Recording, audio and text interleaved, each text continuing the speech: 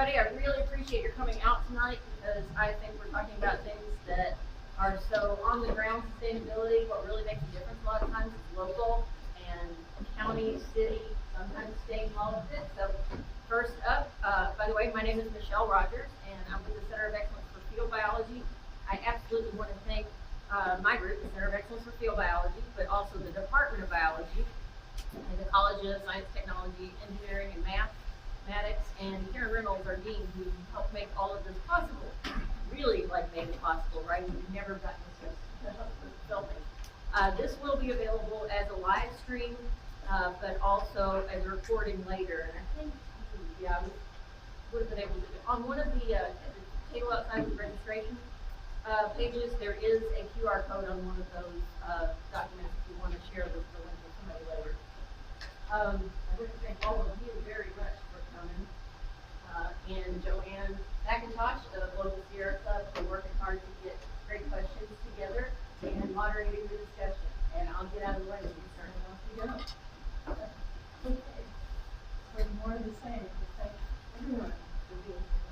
Thank you for the audience. Thanks for all the candidates who thanks to all the department staff who do co-sponsor this year. I was really thrilled to have you here today. I understand it's a very busy time for you.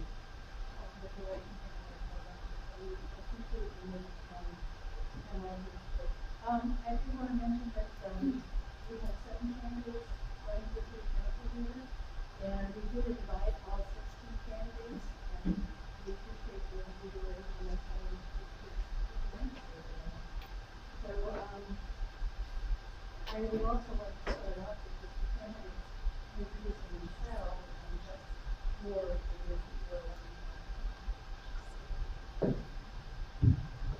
Good afternoon, everyone. It's a pleasure to be here today. Thank you for inviting us and hearing our plans for Clarksville. My name is Amber Markey, and I'm currently the city council person for Ward 5. Thanks, everybody. My name is Josh. I'm a junior here at Austin Peay. I'm a candidate for Ward 3. I'm Dwight Johnson. I'm a candidate for Ward 8. My name is Dr. Booker Childs. I'm a candidate for Ward 9. Hello, everybody. My name is Kamante X. I'm also a candidate for Ward 9. Hello, everyone. I'm Zoe Jackson, and I'm a candidate for Ward 12. I'm Dave Dillon, and I am a candidate for Ward 24. Thank you all again. And I want everyone to know also that share the questions that you're going to ask them today. With candidates. Excuse me, Joanne, will you have a microphone, Joanne?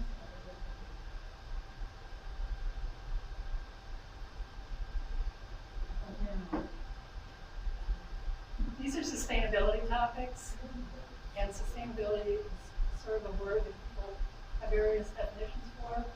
So I want to get started by just defining what sustainability is. Sustainability can be defined as meeting the needs of the present without compromising the ability of future generations to meet their own needs.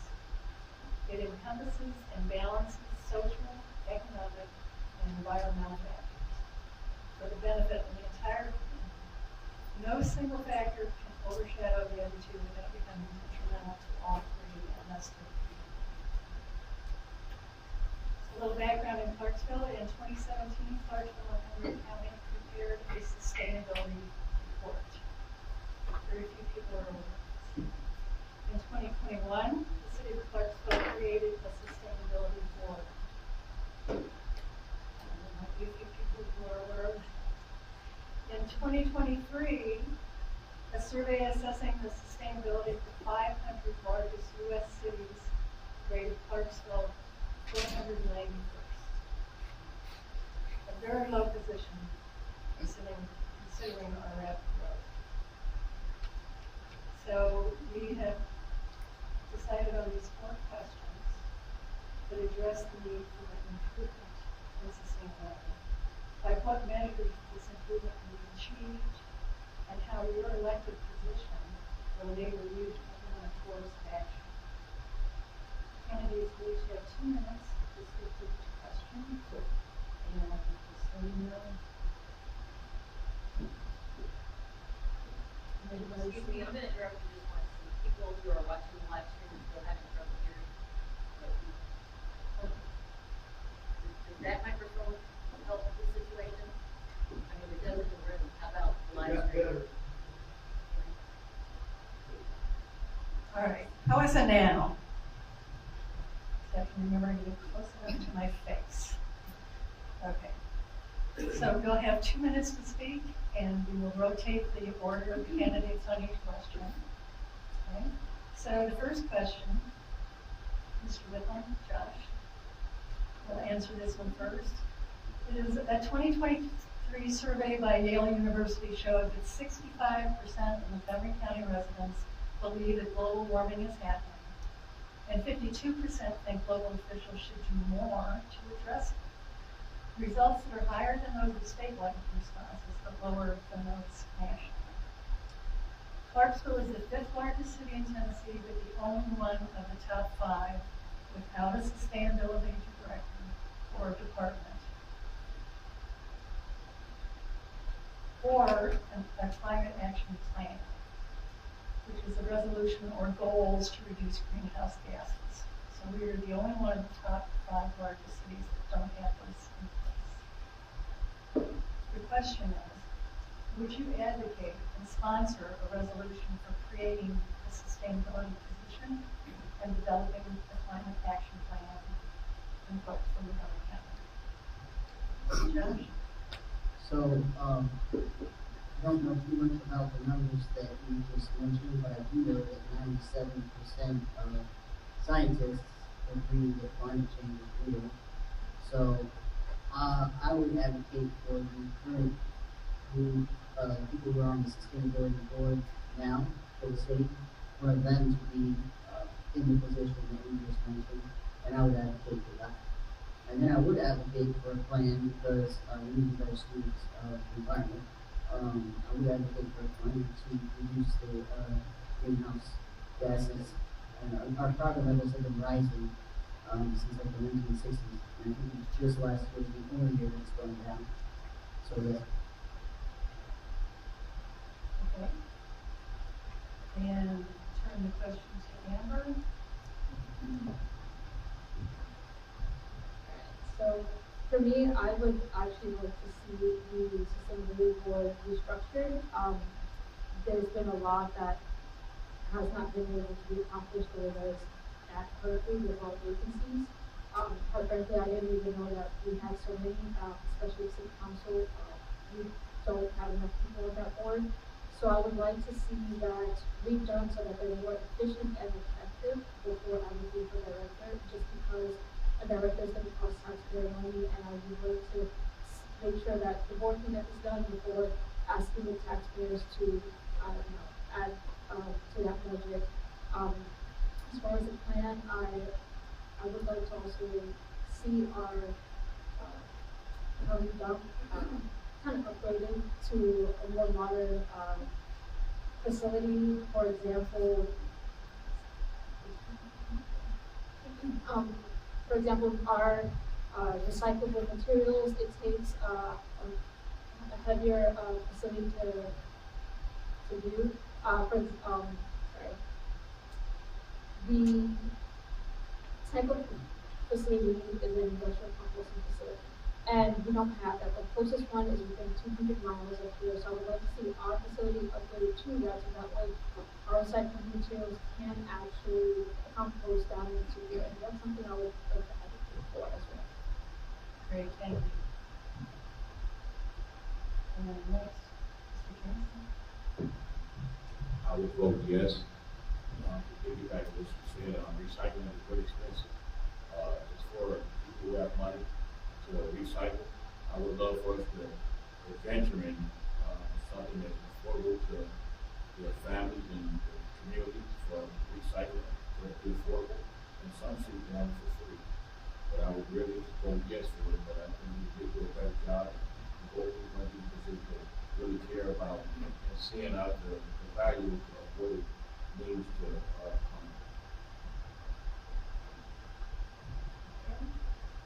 come.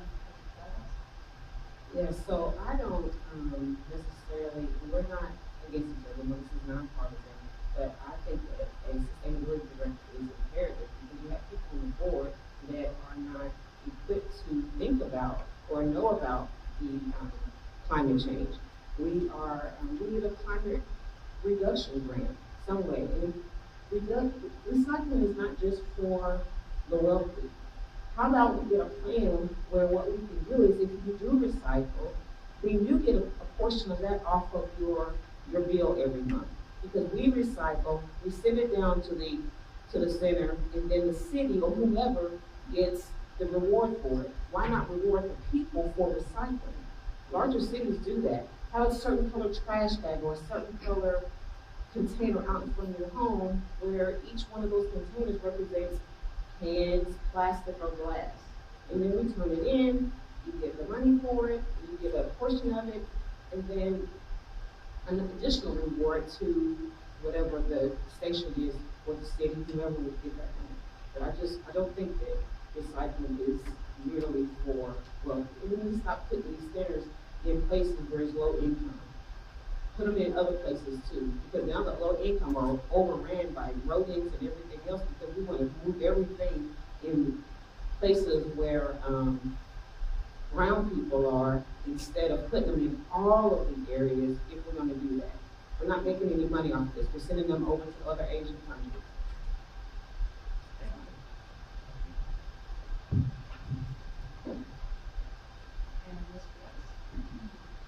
So yes, I also agree that we do need to advocate for a sustainability department and director.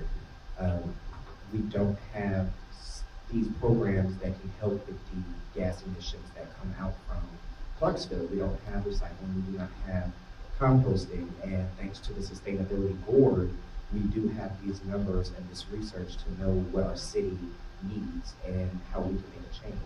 So having a director, although unfortunately it may come out of taxpayer dollars, it is bringing something back to this community. So as my opponent said, getting back to the people with recycling programs, or getting back when you go recycle and you get a nickel for each can that you bring in, is a way to get back to the city as well. So we need to bring more sustainable practices, better public transportation to reduce gas emissions, more sustainable energy as in solar or wind to help bring these numbers down. Thanks to the sustainability board, we can work towards that goal as well. Thank you.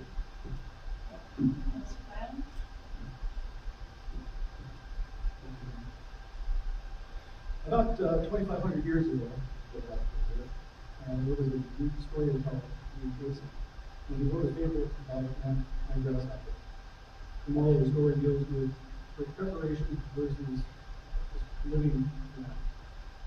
The summers are hot and dry. Seasons are shifting for enough. Our agricultural cycles and the life cycles of birds and insects. Meanwhile,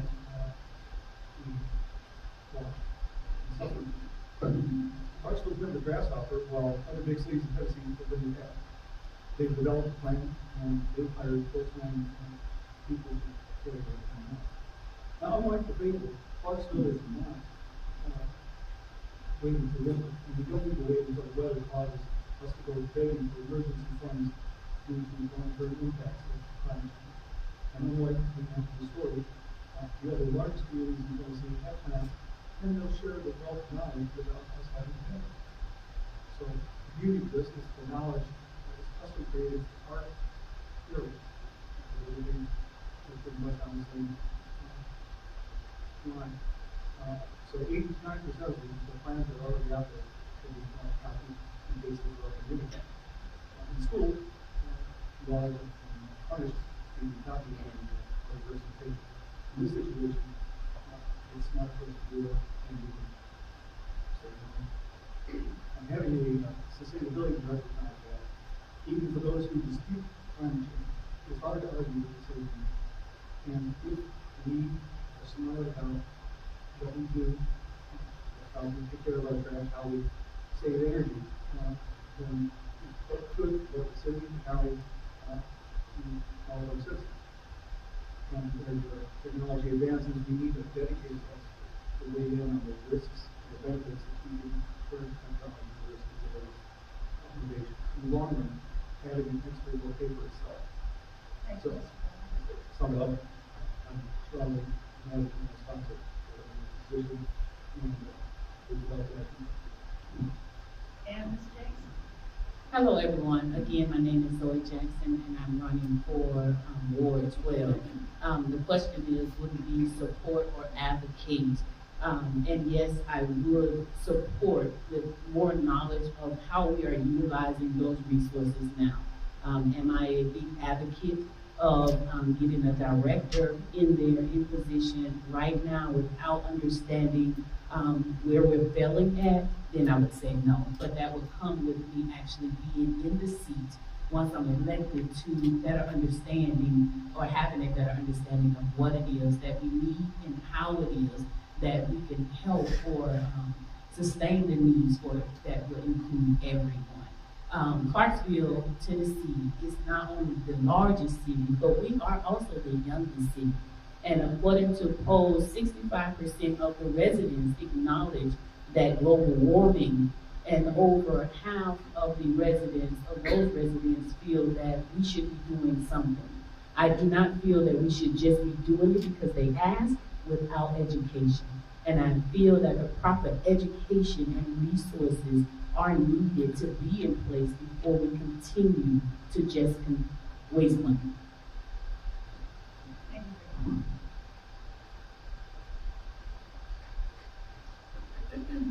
All right, our second question. And I really appreciate hearing your different ideas. I understand there's a lot of concern about solid waste management in Clarksville and the United States. Appreciate the discussion there.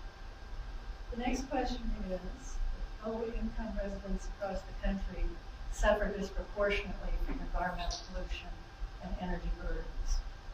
How will you address these issues to develop programs, including federal grants, for healthy, energy-efficient, affordable housing? Would you support updating and better enforcement of codes, as well as more public accountability? And this question goes to Mr. President. I would say yes. I would address the issue by pushing weatherization assistance programs and getting more information out, better information for us to understand what's going on in our communities, so we can better understand, and then we can help figure out what's the need. Also, I'd like funds specifically used for energy efficiency improvement and affordable housing, new construction incentive, provide grants and tax credits to developers for new affordable housing to make sure everybody's on the same board as far as how we allocate the funds. Also, I'd like to establish grants for landlords to make it more efficient for them to be able to upgrade their rental properties for low-income neighborhoods. Thank you. Ms. Wilkie? So with regards to the grants, what I have found in looking at quite a lot, especially after the tornado, I was looking at FEMA grants and looking at housing grants for affordability. The way that a lot of these grants are structured make it that people who do need the grants are unable to obtain them, unfortunately.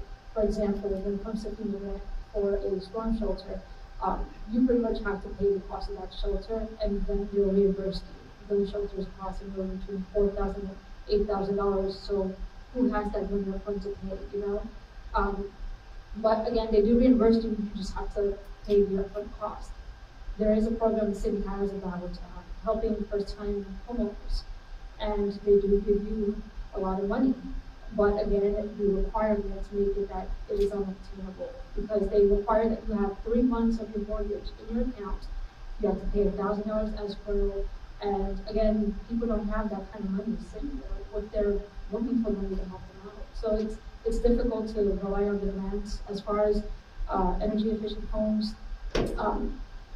there is a way to build them, to make them affordable. What I have found is that there's a resistance from the community because they don't like those types of homes. So I think that it comes down to a lot of education, to tell them, hey, this is why these homes are being built this way. It makes them more fuel efficient and energy efficient, which will save you money in utilities in the long run, help you weatherize your home, and it just comes down to education ultimately. Next, Mr. Russ. So I do feel that this issue is a multifaceted issue. We need to start figuring out a way to retrofit the homes that we have here in Clarksville that go unoccupied. There is abandoned buildings and homes where we can transform those to energy efficient complexes for those who are looking for affordable housing. I don't agree that because they don't like the affordable housing, the energy efficient housing, that we should just avoid them. I do feel that if you are looking for affordable housing, it's not really opinion based. You're in these homes to get on your feet and work towards financial stability. So their opinion on liking and not liking should not be a main factor on if we decide to bring those to Clarksville. I do also feel that we need to implement a stricter and updated version of the building and regulation codes so that these developers cannot sit around and make homes quickly and have to do them where there are unsafe conditions for families to live in. There are a lot of homes that are being built on sinkholes and rivers, and they're flooding and they're falling apart because these developers are finding loopholes in the codes to get these houses up quickly, and that's not how we should be doing our citizens. Our citizens need to be in a safe home where they can raise their families and they can go to safe schools without worrying if they can pay their utilities. So energy efficiency is extremely important here. We also do need to enhance our public accountability. We need to extend public policy to these developers and these people that are coming and buying our homes here in Clarksville and then price gouging. So I completely agree that we need to work on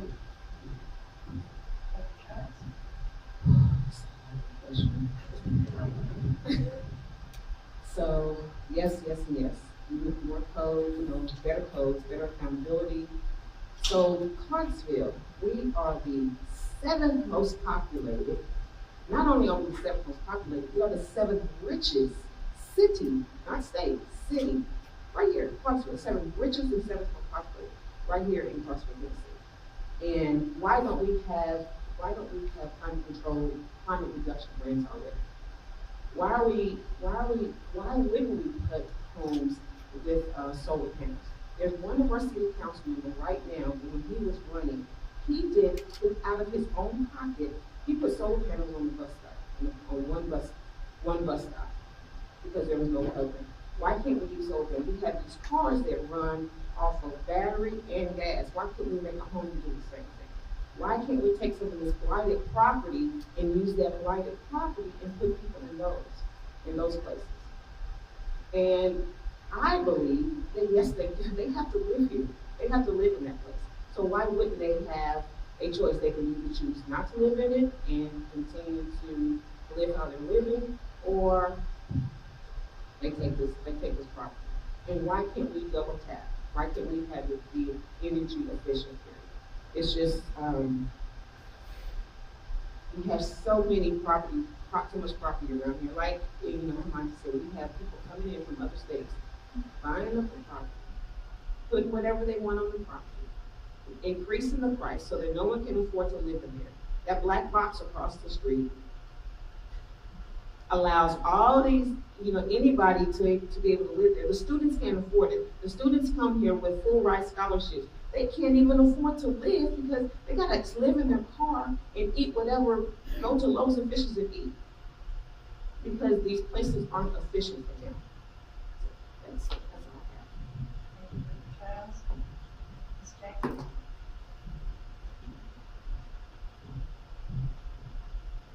Accountability.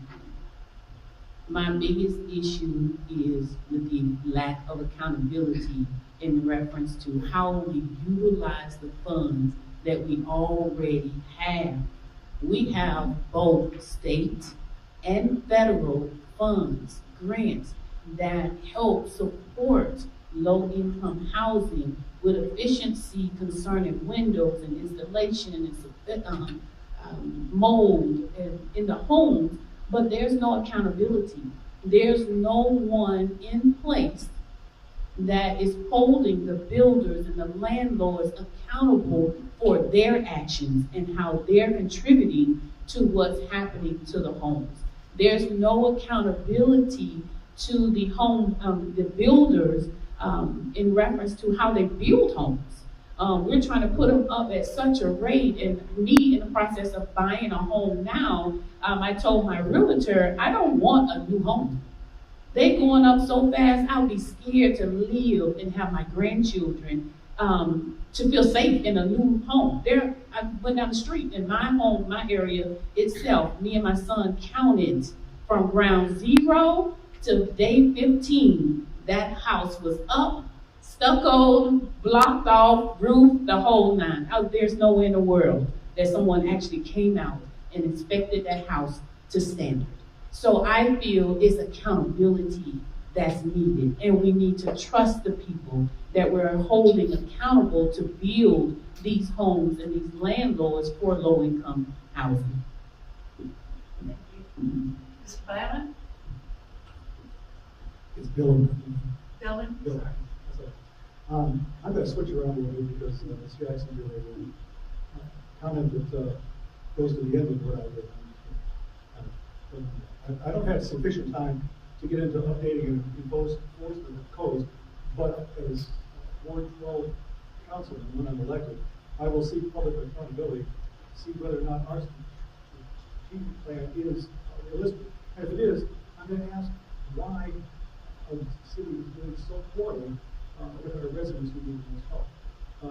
The city's consolidated annual performance evaluation by the CAPER looked at it for 2023, and we had a couple of grants, a block grant from the development block grant, which is the CDBG, and a home investment partnership. In 2023, we received $1,032,000 change. We spent less than a third. In 2023, we received $601,000 in a home grant. We spent just a little over $100,000. This year, the draft has come out, so we don't have all the numbers. But according to the CAPER, we have supposed to, according to the plan, expand and preserve affordable housing. Our goal, who knows what it is, but it's 0% net. Nothing. Zero. Revitalize targeted neighborhoods. They say that we've gotten 35% of what we targeted. Why are we having goals that we can't meet? Why are we getting money that we're not using? Our plan shows no goal, and we've done nothing to provide homes for special needs families. Now, I've got a special need disabled daughter in Oregon. My wife is currently there trying to find a special home for her because she's losing some capability. And it's hard, and the Medicaid help in Oregon is much better than this here in Tennessee. So I'm deeply disturbed that our city writes things down, says this is our goal, and then we don't even cover them 50%.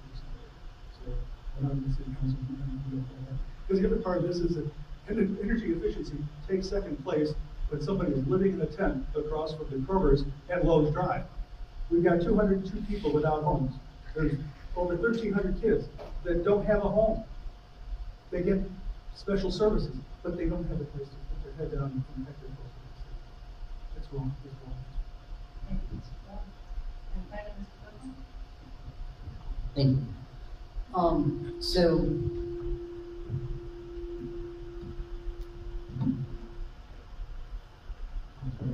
all right, so I do think that there needs to be better accountability. I live in Ward 3, and part of Ward 3 is Britain Springs, and that's where the tornado hit. And to this day, there are still houses that are torn up, and you can see the blatant code failures. They're still exposed. So we need to, it's not just that the code needs to be rewritten or something like that, they just need to enforce the code in general.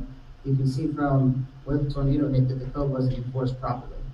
So that's just the beginning. You start there. And I do think that energy efficiency is important and something we should look into. But I think just one step at a time. You know, start with looking at the code, actually enforcing it, and look where we can improve it. And work. Rome wasn't built in a day, so instead of trying to fix everything all at once, one step at a time. Thank you. Thank you.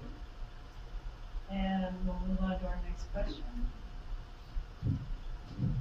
Clarksville's rapid population growth has impacted quality of life for residents. Traffic congestion, loss of tree canopy, etc. Does the county's new 20-year comprehensive plan sufficiently address these issues? What additional measures would you advocate to support sustainability in transportation and transit and green spaces and so on? And Dr. Childs? So I am not completely, even after reading it, I'm not completely sure that the 20-year comprehensive plan is going to work or not. But I will tell you this, no. We need no more economic development. That's what we need to put a pause on. No more economic development. We have no green space left here. We have actually, I have to drive, if you even want to see a starry sky, you have to drive to Kentucky. Or you have to drive to Arizona. Why don't we have, we have to drive someplace else because there's no more, there's no tree canopy, but there's also light pollution.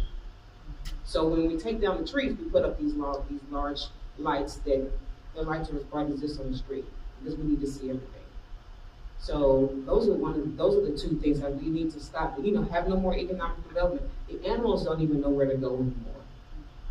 And I'm not gonna sit up here and act like a tree hugger because yes, humans are important because we're on the street right now, living on the street. But we also have animals that don't even know where to go anymore because there's no land anymore. We're giving all of our land, we're letting developers just come in and build and build and build. So we don't have any space for another landfill right now. We don't have any more space for that. Where would we put it? I would pose that question. Where would we put it? So we're building, the roads are getting wide. I have seen Clarksville in 20 years where Needmore used to be a dirt road. Tinytown used to be just 2 lanes. It is unbelievable, but we still can't get sidewalks. I'm confused. Thank you. Mr. Betts? As I overlook the plan, I personally do not feel that the plan is addressing all of the issues. It is addressing future issues for Clarksville, but I don't think that we are addressing some that we have currently. We do need to revamp our public transit system. Our bus routes need to go into more integral parts of the city, and in that sense, it would alleviate the need for personal vehicles for some. There's some people that live out in Clarksville who don't want to drive, but they feel that they need to drive because we have no bike lanes. I see people riding their bikes every day, and it is obviously something that is enjoyed here. But when you're risking your life just to get to work because you don't have a personal vehicle or your bus doesn't run near your neighborhood, that is a problem. I do feel that we need to focus on the traffic congestion and try to alleviate some of those issues here. We also need to implement some eco-friendly commuting options as well. So with those bike lanes, it makes it safer for others to get to school, to get to work, to get home, or to go to integral places that they need to go, like the grocery store. And the tree canopy is a big issue. Like Dr. Chow said here, we're having a lot of light pollution. We're having a lot of developments thrown in where we can't even see the sky anymore. But outside of that, what about noise insulation? I live near the Speedway, and prior to them tearing down all of the trees around there and throwing up more townhomes, you could not hear those cars. I used to live in the neighborhood right next to the Speedway, and I would rarely hear what's going on over there. But now that I live up Meadmore, it's almost like they're at my window because there are no tree canopies to stop this noise from happening. And that is causing issues for all residents that's surrounding Clarksville, because no matter where you are in Clarksville, you're going to hear the Speedway. So we do need to stop the development and try to preserve our land so animals have somewhere to go, so the noise insulation is contained, and so we can have a clear sky at night when we want to go outside and look at the stars with our children. So I do think that that is a big issue here as well. Thank you. Mr. Max? Mr. Cohen? Thank you, Joey. The comprehensive plan got a lot of pretty pictures in it. And if it all come together, that jigsaw puzzle is going to make a real pretty town. But the plan shows that Ward 12 is the fastest growing section of our county. And it's been between 2010 and last year. There is no plan in that plan for the board to have any green space. No parks, no walking trails, no playgrounds, nothing. We're covering our lands with condos, apartments, parking lots, and we create runoff that's going to go down into Spring Creek, and then into the river, and then down into the recovery rivers. This is our drinking water, folks. And the drinking water and then downstream. The comprehensive plan says that the area of apartments north of Tylertown has more than 2,500 homes per square mile. Figuring about 2 cars per home, we're adding more than about 10,000 tons of pollution a year. Now, one tree will consume about 22 pounds of CO2 a year. In order to get rid of those 10,000 metric tons of greenhouse gases, we have to plant 1 million trees. Now, we can reduce some of that pollution with increased mass transit. The plan doesn't show any increased mass transit in Ward 12, Tylertown, east to west, exit 1, exit 4. If you want to go from exit 1 to exit 4, you've got to go downtown and come back up. And that's more than an hour of traffic. People don't do that. We need to change what we're doing to change what people do in their life. If we're going to reduce pollution, we are going to have to spend some money. And we got to look at it with common sense. Thank you. Thank you, Mr. Cohen. And Ms. Jackson? So I also live in Ward 12, and I feel that the biggest issue in reference to the comprehensive plan, it does not include Ward 12.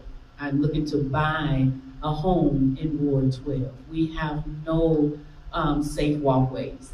We have no space where people can properly ride safely a bike to and from. And Ward 12 is so congested from Chick-fil-A, Wilma Rudolph, going towards the mall, going downtown, wherever you are on Wilma Rudolph, it will take you anywhere from 20 to 30 minutes to get anywhere. And we haven't considered, we came up with a plan. Yes, they came up with a plan, they do have it, but it doesn't include everyone. So we have to find a balance between the safety, between green space, between bike riding and limiting the amount of cars that are on the street. But we also have to really be, consider all of the people that's moving in our city and how do we accommodate them. So we have to find a balance on how we can address those. But right now, let's utilize the money that we have to make it safer for our communities, to make it safer for everyone as we are learning, as we are looking for resources and ways to better help our community, not just Ward 12, but all of Clarksville. So that, if elected, that's what I will be trying to do. How can we utilize what we already have in order to meet halfway on the green space and the safety and the playgrounds for our grandchildren, which I have 5, and I don't know what it takes them, but safely. But that's what I would do once I'm elected. Thank you. And Mr. Griffin?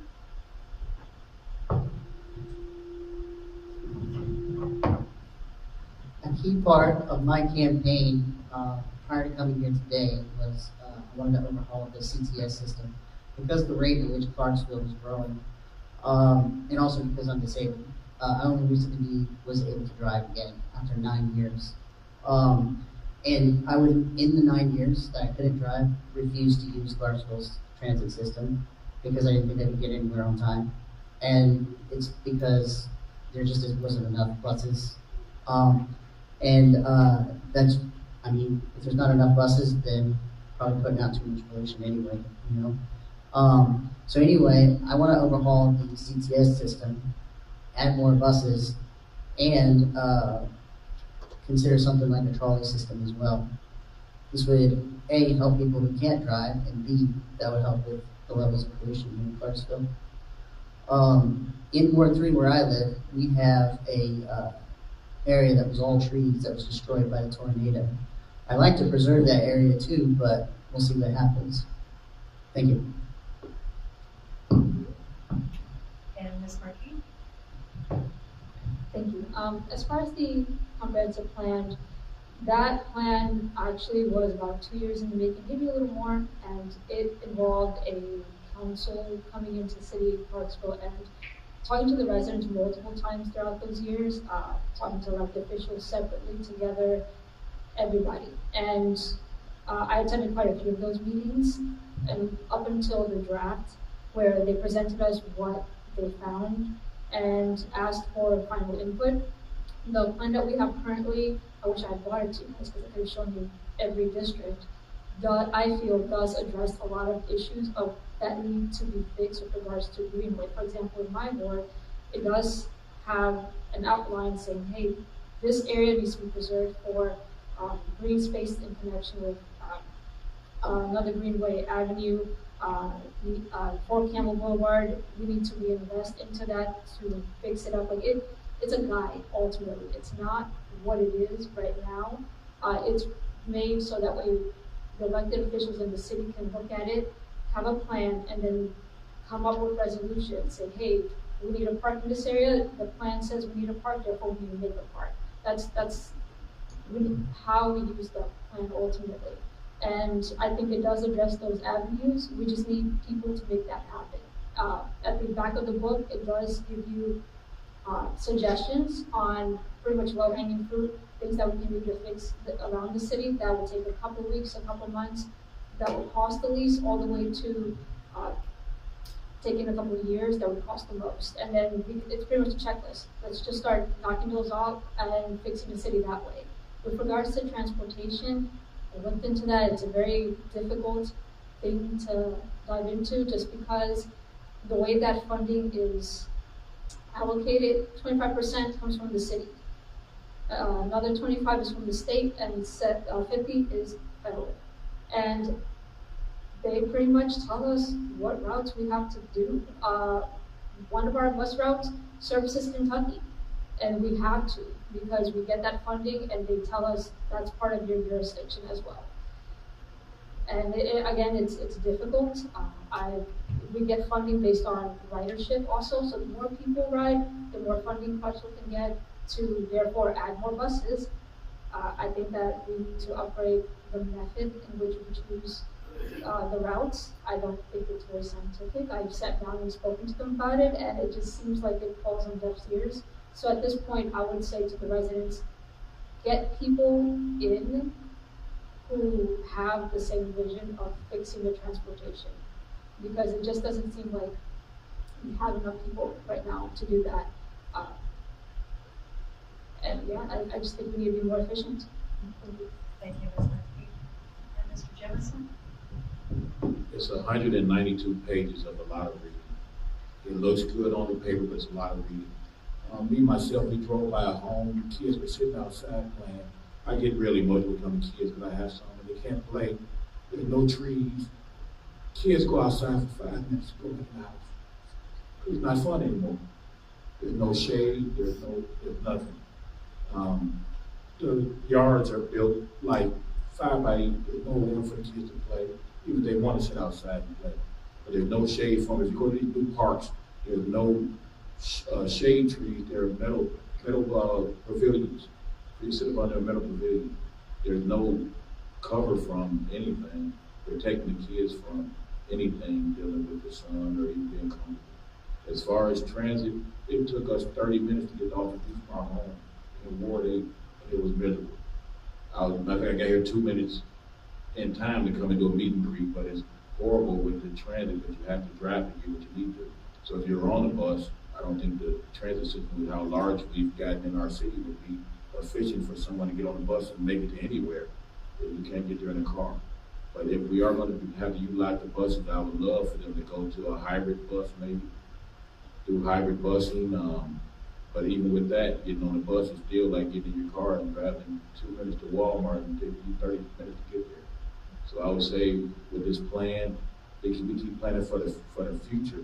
But right now, the president, this is horrible right now. We need to get a plan that fixes things right now. And as far as the growth, with all these builders building, they need to build something for the ecosystem and some for, safe places and for us to be able to go somewhere. If they're going to build all these apartments, have somewhere safe for go and enjoy the green space.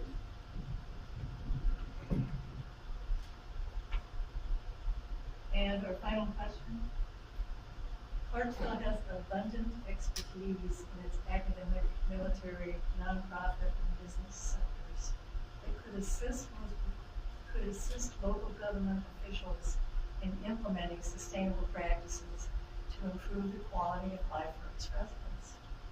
How would you utilize these resources to help the city and its residents move forward? And start off with Mr. Jackson. Ms. Jackson. Clarksville has a wealth of talent. We have, like you mentioned, from Austin Peay to Fort Campbell, these resources and this talent, we need to tap into it, focus on it, become real partners with them on collaborating with some of these issues to implement sustainable practices.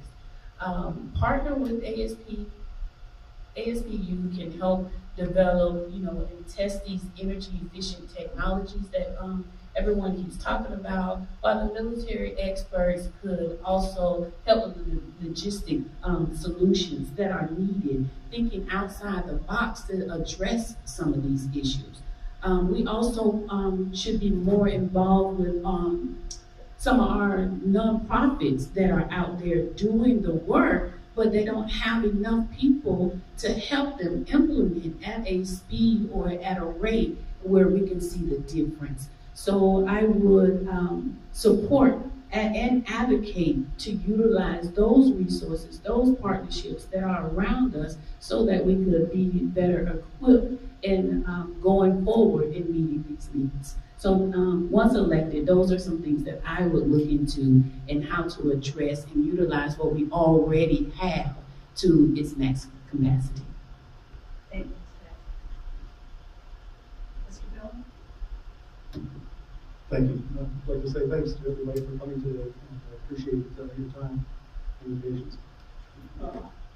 For a bunch of years, I worked at Fort Campbell, and the last couple of years, I managed the planning section of the garrison. Our staff would meet with representatives from military police, military intelligence, the airfield, combat units, hospitals, infectious disease ward. We have members, coast engineers, information technology, even public affairs. And then we would invite people from FEMA, from county, state, and city agencies. Everybody would bring their expertise to bear, and we would have a plan to accomplish something. Usually it would be an exercise in case of some type of emergency. And there would be what they call in-progress reviews. We go through the stuff to make sure that we're meeting our milestones. And we then a tabletop exercise, and then we have a mock disaster, and then we have an after action review. We decide what went right and what we need to do.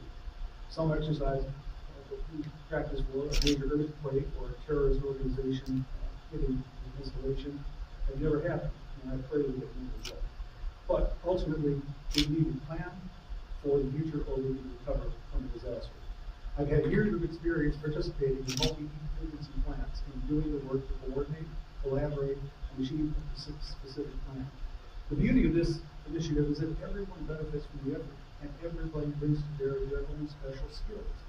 Let's invite Fort Campbell, Nashville, they've already got their plan, APSU, state and federal agencies, and then take our sustainability board with a director. You've got to have somebody in charge. It's got the vision, and then let's see about having the brightest minds here at APSU get together and make our community greener, leaner, and less expensive.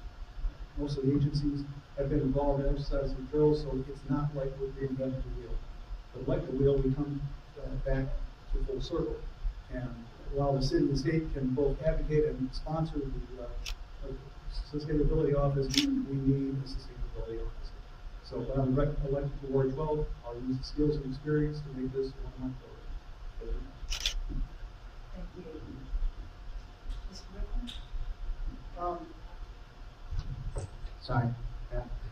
I think that we have a wealth of experts here. Obviously, at Austin Peay State University, Fort Campbell. There's members here sitting that are members of nonprofit organizations who definitely, assist in this sort of thing. The thing is, we could create a committee, if you would. I think we already have one, sustainability committee. But I think there's vacancies on it, right? Yes, we could put people who are maybe, from Austin Peay on there, like scientists, and then maybe members, nonprofit members on there too. I think that would be beneficial. Okay, thank you. Mr. Johnson? Everybody wants to build a board, but building a board, with people on there who wants to be on there to do what they need to do, instead of just saying I'm on board. So I figure if you get some like-minded people who have the same ideas, and to listen to everybody's ideas, and put them all together, and then get a platform for something to go and advance and do what we need to do to get things done, instead of keep talking about it. Coalitions talk about it, meetings talk about it, and nothing getting done. Let's get some people together and get stuff done. Ms. McKee? As far as utilizing resources, that's something that I always do. I always find somebody who is the expert, who knows better, who can explain it to me. When it comes to the homes, for example, and the engineers, I've gone to engineers here in town and they've been surprised because nobody has ever sat down with them and asked them, how is this going to work? There's a sinkhole here. How do you fix that you believe that this house is safe? Like, explain this logic to me. And they were surprised that somebody from council came up and asked them that. And I think that is telling that previous people have never sought expert advice in that manner. And I think that it's something that we all need to do once you're are in the city, essentially, because obviously you're making these decisions that you don't have the field experience for. You can be the mayor, you can be city council, but I didn't study, specifically with all the sustainability topics. I didn't study how to build a home that's fuel efficient or energy efficient. I don't know how to fill in a sinkhole, so I need somebody to come and explain it to me. And I think that's what we need to do, is when these topics come up, find the experts, because there's a problem, and figure out how to fix that problem with the help of the experts. We have a lot of people here in town. Again, APSU, we have the county extension office, we have the military base. They're meant to be self-sustaining mini-cities. They have a lot of knowledge as well. So it's just gathering those who have the experience, put them together in a room, give them the problem, and figuring it out at the end of the day. Thank you. Mr. S? So firstly, I do agree that we need to utilize APSU and their resources. As the biggest academic institution here, they have the resources that we need to be able to bring the issues at hand to the forefront. We can also utilize our military in different ways, such as Mr. Billin said, for emergency preparedness. It's very great that they do those councils and they do those meetings, but we need to bring those meetings here to Clarksville for our residents, because if we don't know what the plan is, how are we supposed to be prepared for the plan? The tornado that lastly happened, it left a lot of residents homeless. It left a lot of citizens assisting these impacted homes because we didn't know the plan. So we do need to utilize the military at Fort Campbell in helping our plan become more solid and accessible to everyone, so we don't have to be in those positions again. APSU and their faculty members and students can also work with urban planning and strategizing how we can bring these emergency preparedness issues available for everyone. I also feel that nonprofit organizations are great resources. If we need volunteers, they are the main ones that we can go to, because volunteers, like we all say, volunteers are doing something that they want to do, not that they are forced to do. So if they are out there helping this nonprofit organization, and we ask those nonprofit organizations to assist us, those volunteers are going to be the first to help. I myself and my husband own a nonprofit organization, and although we aren't focused on what to bring to the city because we focused on LGBTQ youth, we are still a nonprofit organization that would jump at the opportunity to help the city in any way possible. So although some of these nonprofit organizations may seem that they aren't geared towards what we are looking for, that doesn't exclude them. So we should use all resources available to help every resident here in Clarksville feel safe and prepared for any emergencies, any development, and any sort of growth. Thank you.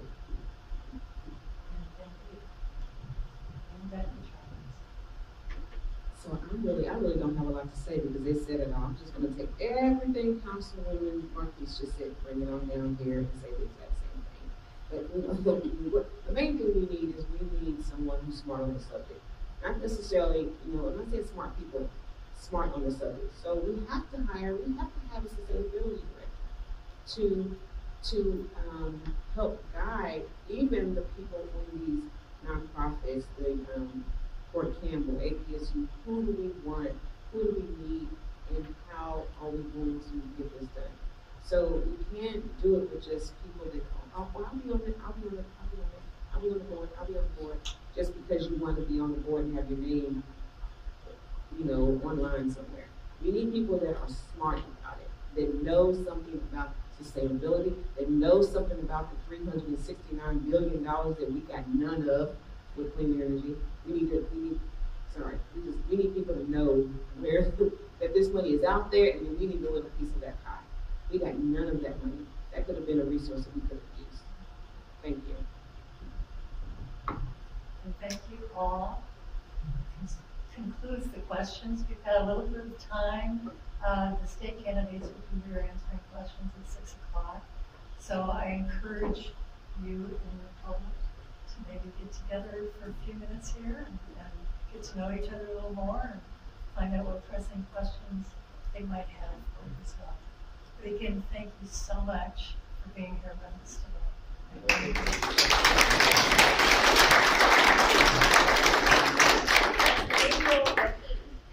Handshake. You know which ward you're in, people want to meet.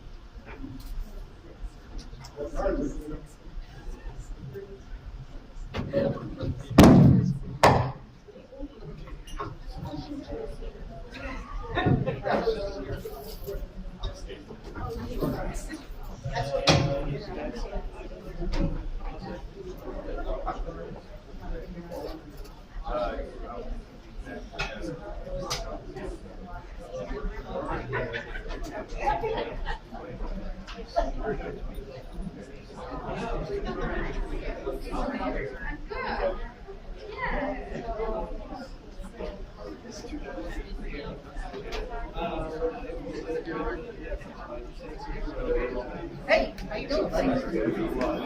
Good. Thank you.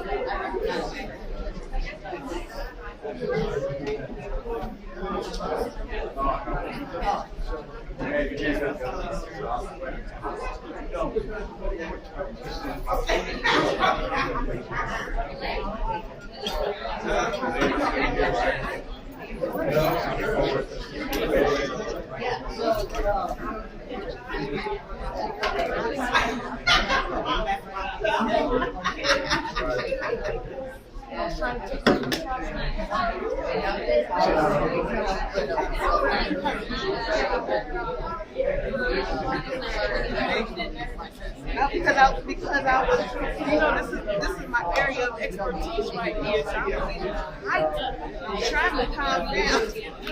I was trying to, I do. I know. That's what you told me in church. No, it wasn't that face you talking about. It wasn't that face. It was I was just, I felt it when I looked at her. I had to calm down.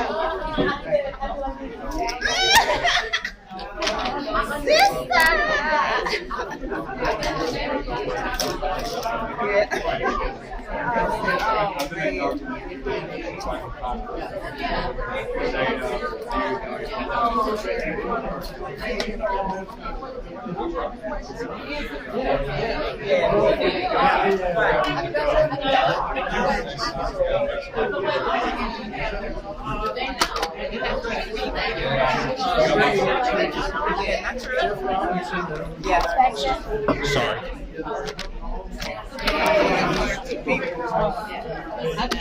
I am so sorry. They've asked me to move this up. I don't even know what that is. That is a 300 seat. Come on.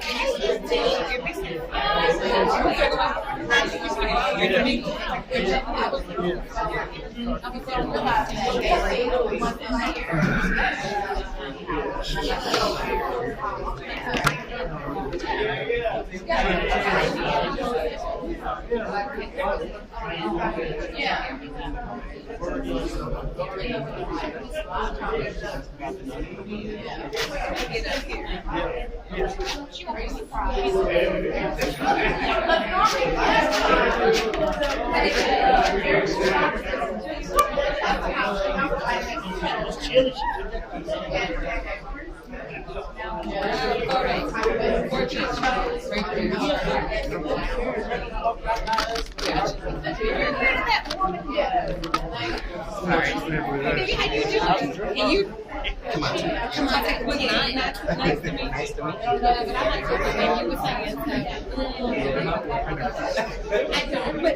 I wish I did. I wish I did. You did really good.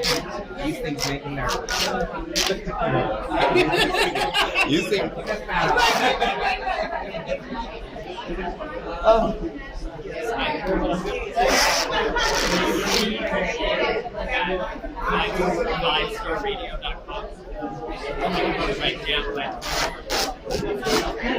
Sorry, baby, get out your way.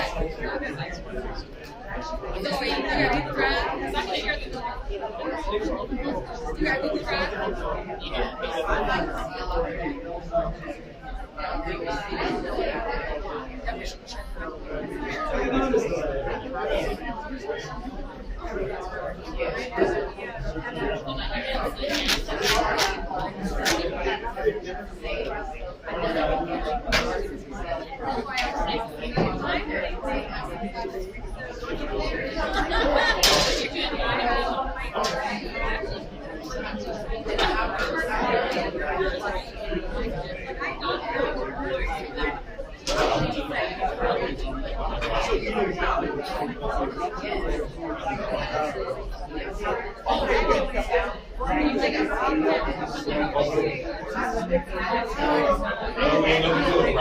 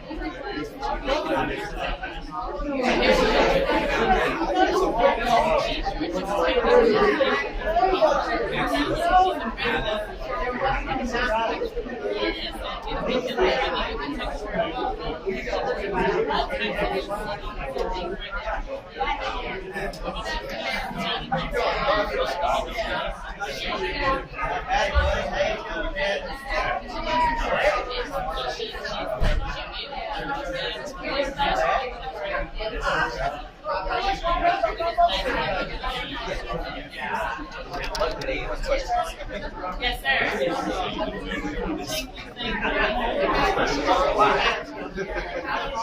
Thank you. I gotta go pick up the baby. And now, thank you.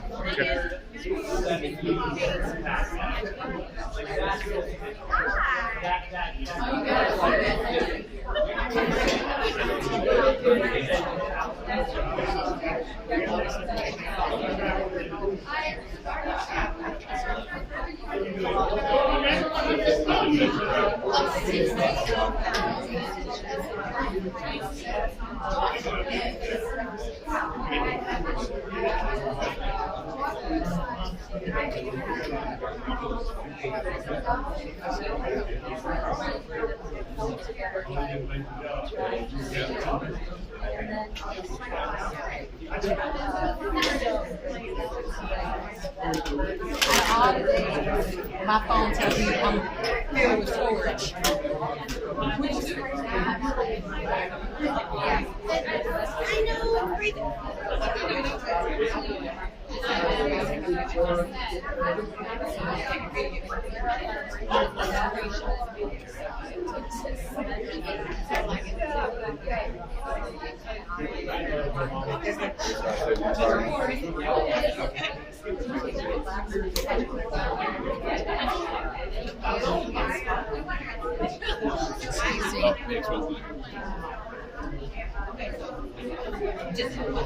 It's fine. I definitely did it. Let me get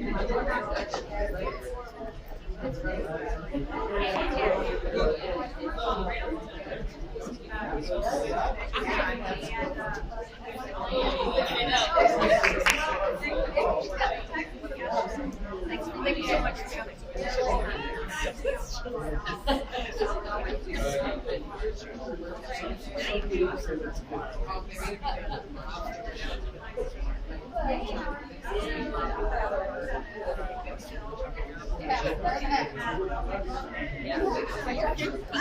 No.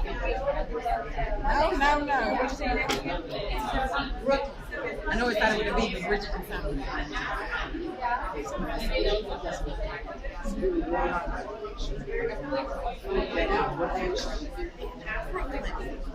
Let me snatch her phone because I need her this way.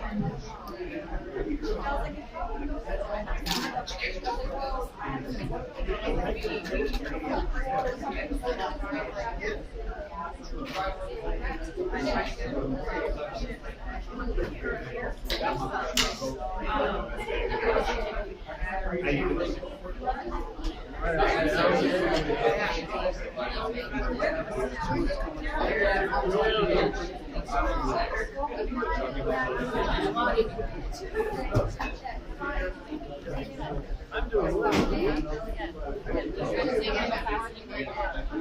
saw you take off, I guess, last week. Yesterday.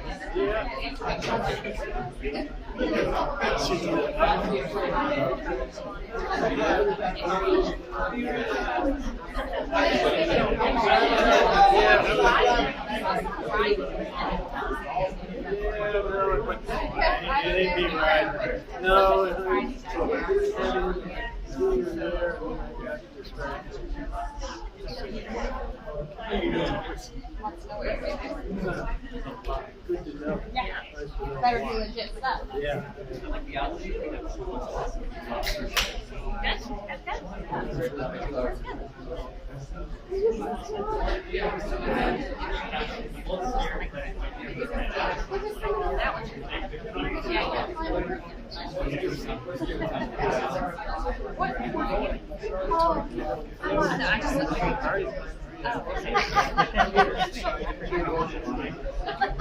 Nobody's running, right? Not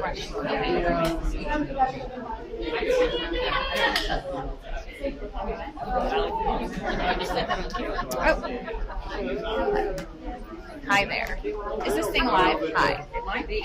Yeah. It might be. It's a weird 360, so we can all. I turned. I was like, oh, hello. Hello. How you doing?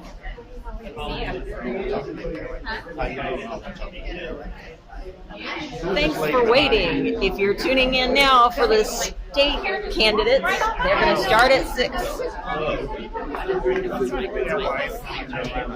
Excuse me, gorgeous.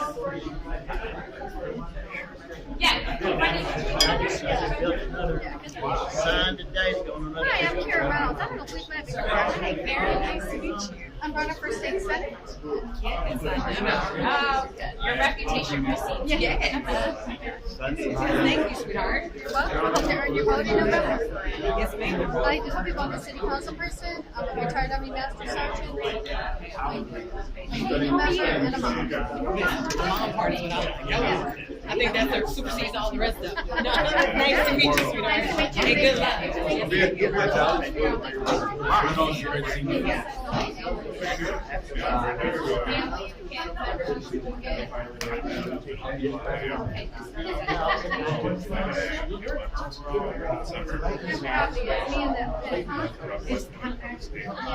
I got you.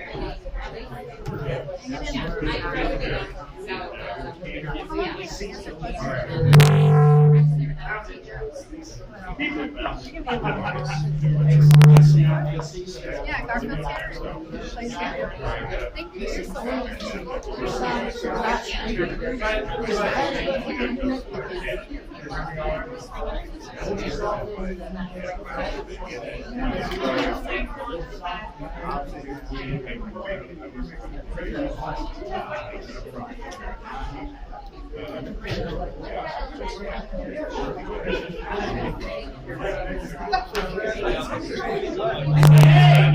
That's not punishing. I was like, I might as well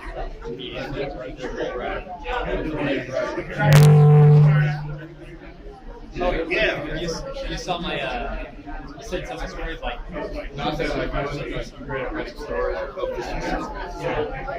don't really like the short stories. What's this nerve? I really want to get back to it. I just don't have the energy right now. I can go funny. Since you're writing, it's not making a lot of movies. I wish it did.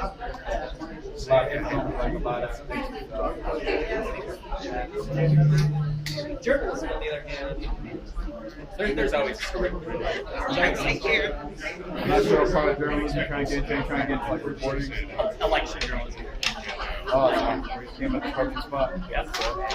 Like I was obsessed with the presidential debate last night. I was just like everything went crazy so quickly. I think I had already. That debate was Elevated was so hard. It was the best thing I've ever seen. even though there's one another debate. You beat him so bad. Just that he can't, because the next one might be on Fox News, and if he says I'm not going to debate on Fox News. Like, he can't get out of it. That, or he's gonna look like a coward, which I guess he's kind of used to. It's not surprising. But The minute you start mentioning crowd size species, That should be plenty. I know what to say whenever I'm losing an argument. They're eating the cats. They're eating the dogs. They're eating the nuts. You mean it? Oh, check one please. News would apply to me. How about now? The Sound television good? applies. You hear me? Up, down? Okay. Not even super. Oh. There's like Bye. two crazy people. One's partially television. She's said space. She is defending Kamala Harris against Laura Loomer, who was the one who told Trump about the cat's dog thing, because she thinks Laura Loomer is too close to Trump. So you have an interesting Check one, two. thing on There we go. both of these crazy people are going down their throats. All right, let's make sure we're not going to feedback here. Check one, two. Oh yeah, that's good. Yeah, this is the first time the moderators have said anything since like the Colorado House debate. That's the only other time I can think of where moderators did their job, and they did the bare minimum. They're just there to ask questions. And it's Yeah, like, we I got like live. they did their research, like they There we knew go. there was a possibility of trying to bring up Yes, the, that's the actually radical dog story thing. Yeah, It's already the on school Fox is News. better. So Check they were one, like, two. just have someone fact check that ahead of Based time. on all these. Public speaking. Yeah. Chris Spear. Check one, two. All right. Everything's unmuted right now. And turn around, nothing. Well, if I start talking.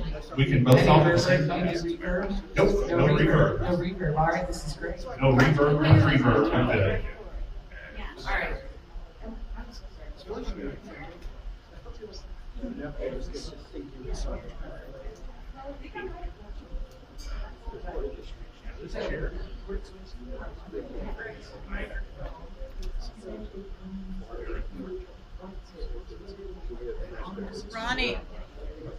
Ronnie Glenn.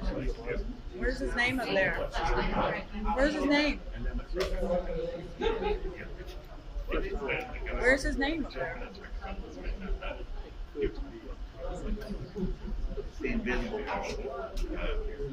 I guess he must have called.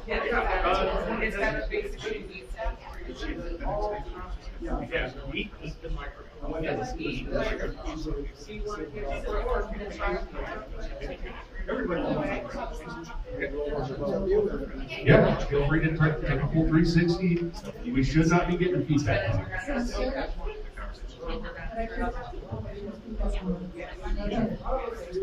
Okay.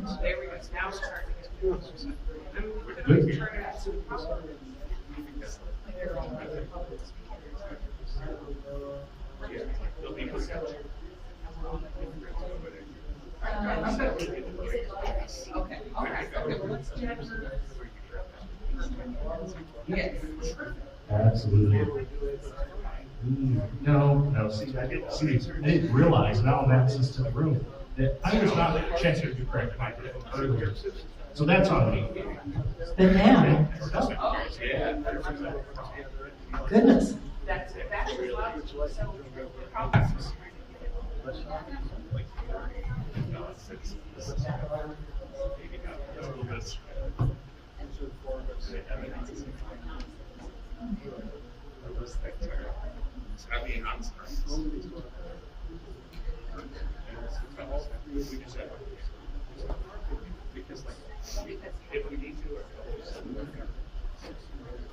You ready, ma'am? It is, yeah, I got it. I guess the gray's all over me. This one I'm not so confident about because I'm still learning about the environment. So, How are you? huh? Well, you're not hanging out. Get yourself. There you go.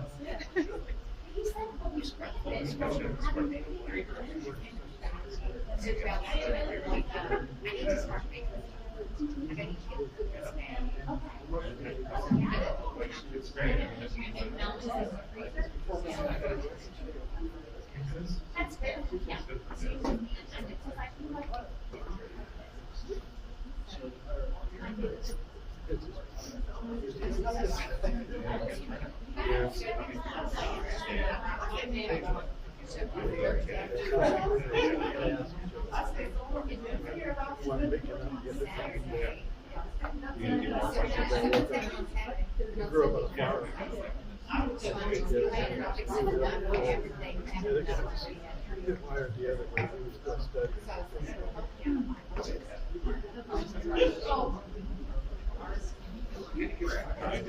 I went up there and did like a little video or video I'm sure about that. This is a great background. It's real weird.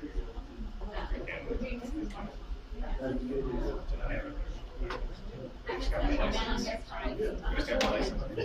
I'm still going to register.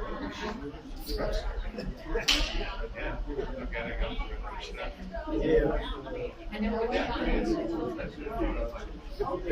I'll do a video on it. Just get them to do a video. If there's a reason, just always put speakers. Well, I'll do it like it's not even. But I didn't know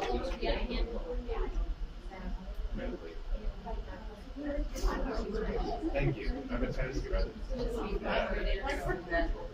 So you having some go over to that list tonight?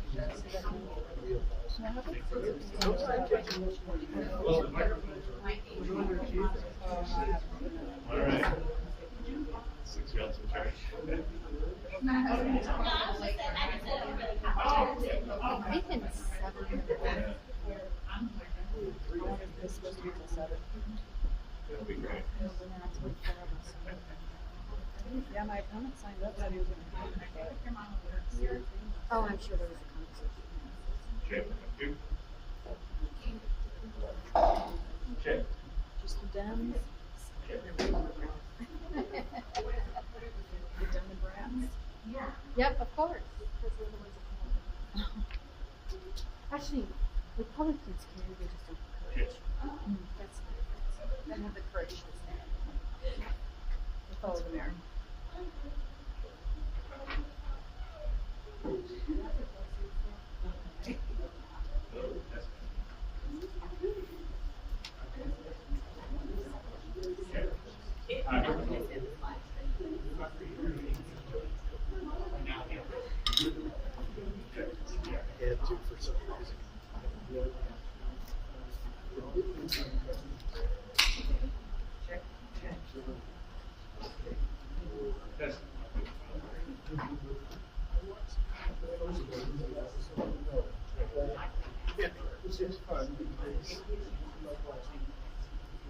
Yeah, we're good. Yeah, there was. Check. Ooh, that's spicy. All right, check 1, check 2. Check 3, check 4. I'm out of number.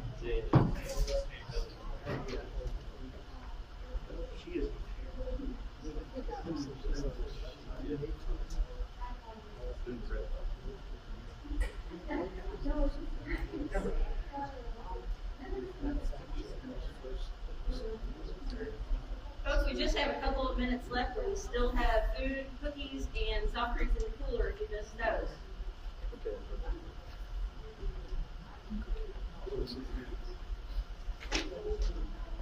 Both candidates in that one fact check.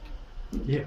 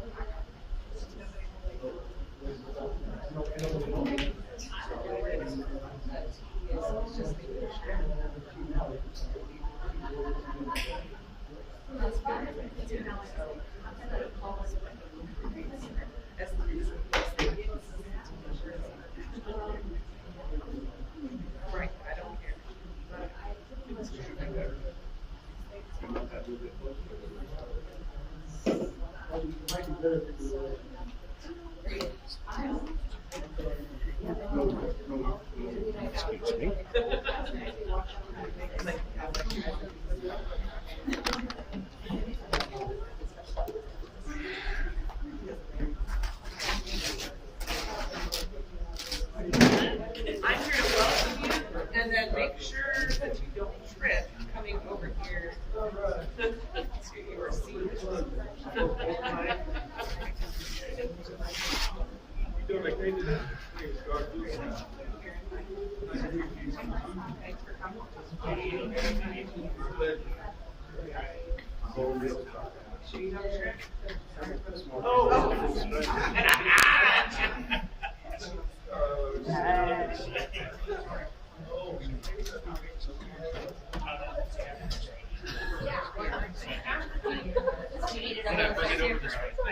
Yeah.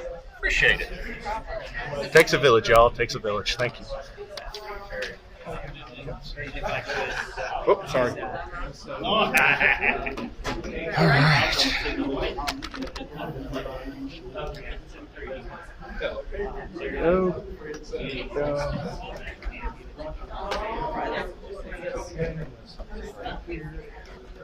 I'm not sure if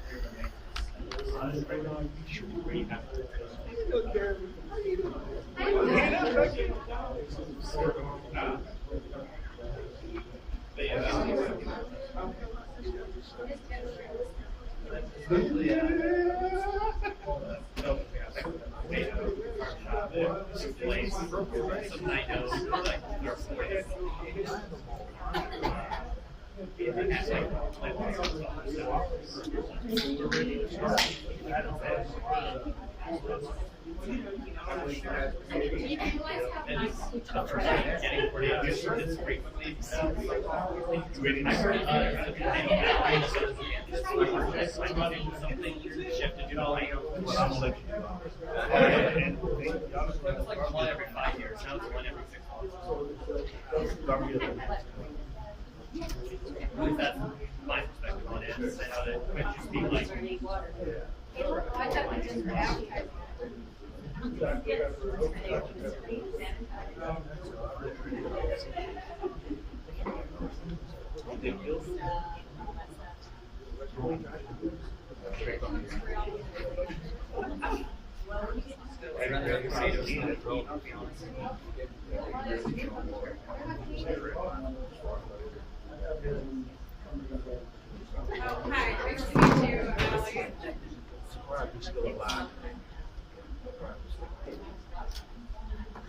Okay, are we ready to begin?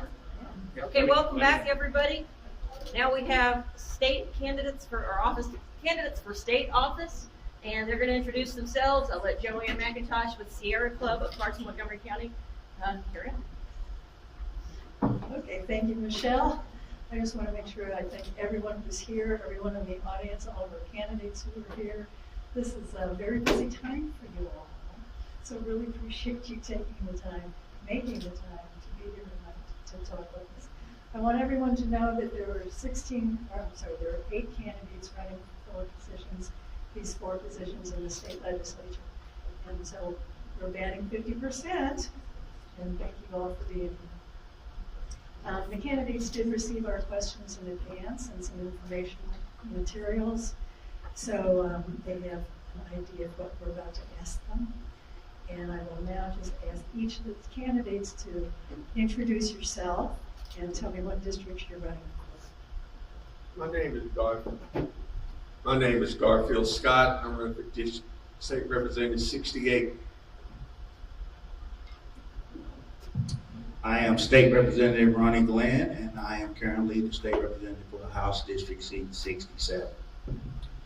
I am City Councilperson Karen Reynolds for Ward 9, but I am currently running for State Senate District 22. I'm Allie Phillips. I am the Democratic candidate for House District 75. Okay. Thank you, candidates. So let's dig in. This is a sustainability forum. Let's define sustainability. It can be defined as meeting the needs of the present without compromising the ability of future generations to meet their own needs. It encompasses and balances social, economic, and environmental factors for the benefit of the entire community. No single factor can overshadow the other 2 without becoming detrimental to all 3 factors and thus to the community. In 2023, a survey assessing the sustainability of the 500 largest U.S. cities rated Clarksville 491st, a very low position considering our rapid growth, but not the only Tennessee city with a poor ranking. Nashville was rated 156, Knoxville 248, Chattanooga 282, and Memphis 355. There's a lot of work to be done on sustainability in the state. The following 5 questions address the need for improvement, by what measures this can be achieved, and how your elected position will enable you to implement a course of action. Each candidate will have 3 minutes to speak to each of our 5 questions. Question number 1. In 2023, the United States experienced a record 23 separate billion-dollar weather disaster events, and Tennessee was impacted by 10 of those 23. The number and cost of these events have been increasing since 2020.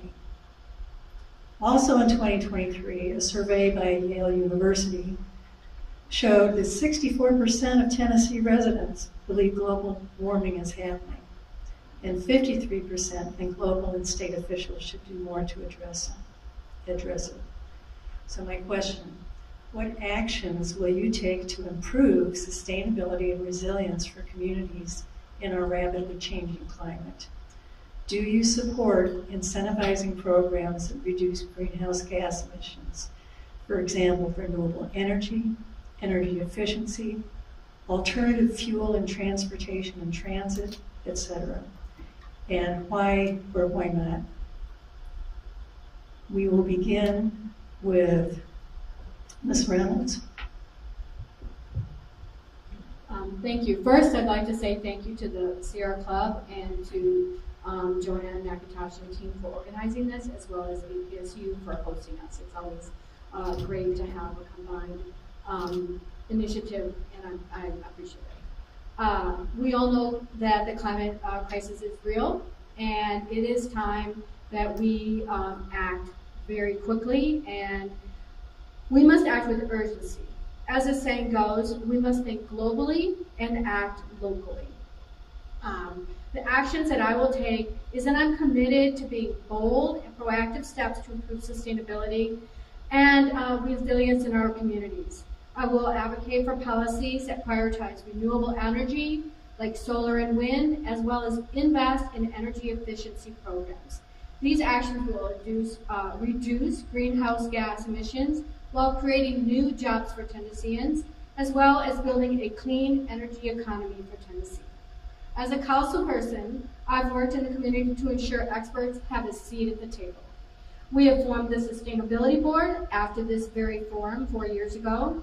I helped to create the Healthy Yards Initiative, bringing together Montgomery County, Clarksville, the Tree Board, Master Gardeners, APSU to promote sustainable practices. I've also spearheaded efforts at the Tree Board as a member to approve the tree canopy and tree inventory for our community, which expanded and earned our city expanded opportunities for grant and earned our city the best tree board in the state in 2023. These are, some people will say that these are small, but really we have to start locally and start educating our community as we improve our efficiency and energy and improve renewable energy access. I support these initiatives to reduce greenhouse emissions, and we will work together to create renewable energy adoption and improving the lives of everyday Tennesseans. We must act with urgency. I said that once, I'm going to say it again. It is urgent. Not only does addressing climate change protect our environment, but it also strengthens our economy. The cost of inaction is simply too high. Tennessee is a tipping point, and I believe that it's leadership that's going to make a difference. I have worked to improve sidewalks for walkability, push for stormwater initiatives, and expanding green spaces which mitigate flooding.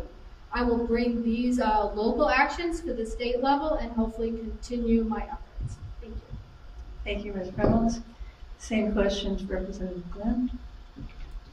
Thank you, and thank you all for having me here today. Thank the Sierra Club for putting this on, and Austin Peay for having us here to do this. Karen says a lot of things that is absolutely true. It is a sense of urgency. One of the things that I have realized as being a legislator is that we do have the ability to make a difference. However, when we have that ability, we must act.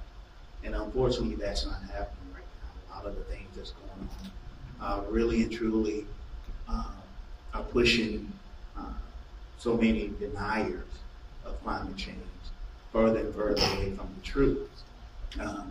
I like to joke sometimes that I didn't realize when I got elected I became a scientist, right? Because now I know everything, and that's not true. Experts are telling us every day we have to do more, but that's not happening. So one of the things that we do, or I work on, and I try to make sure that we do, and I want to make sure that happens, is we incentivize companies all the time to come to Tennessee for the jobs, but we don't incentivize them for reduction of emissions.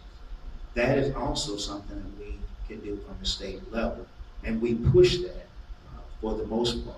Unfortunately, again, there is resistance to that. But in doing that, incentivizing companies to think about the environment, think about emissions, think about the poison that they're putting in the air. Many times they think profit before the people, and that's never a good idea. So as a legislator, we continue to push companies to ensure that they are respecting the environment, but we have to start doing more to incentivize them to do that. So that's what I want to continue to do as a legislator.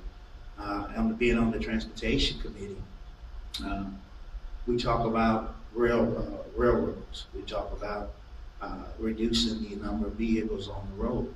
Well, the only way to do that is we have to really think about railroads. 10, 15 years ago, it was brought up that we needed to do that. It was pushed to the side.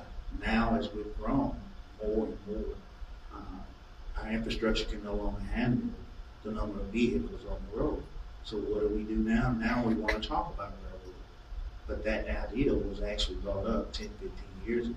If we acted on it then, we wouldn't be in the situation we're in now, which again, the more cars on the road, the more emissions in the air, the more our climate begins to take effect. So we will continue that conversation. We will continue to look at railroad. We will continue to incentivize companies about the emissions. Those are the things that we can do from the state level. Those are the things I'll continue to work on.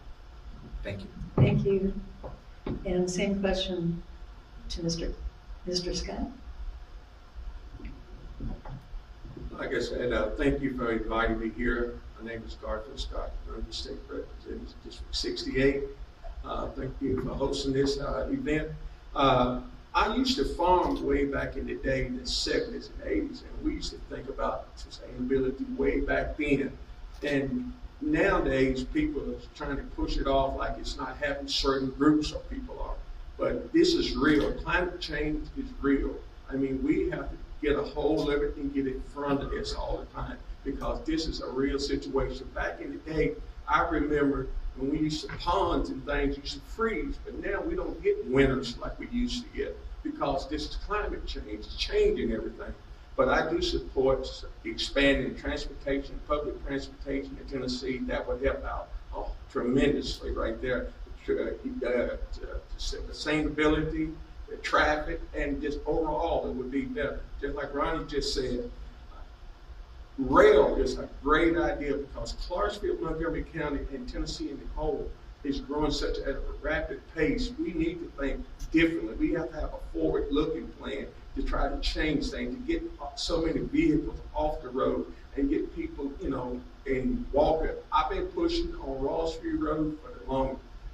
Ever since the other man was in that seat right there, that's retiring. Sidewalks. We've had more sidewalks in this city, people will stop driving a vehicle just to go to the stores or mini markets and things. Just simple things will help a whole lot to try to bring this climate change and sustainability under control.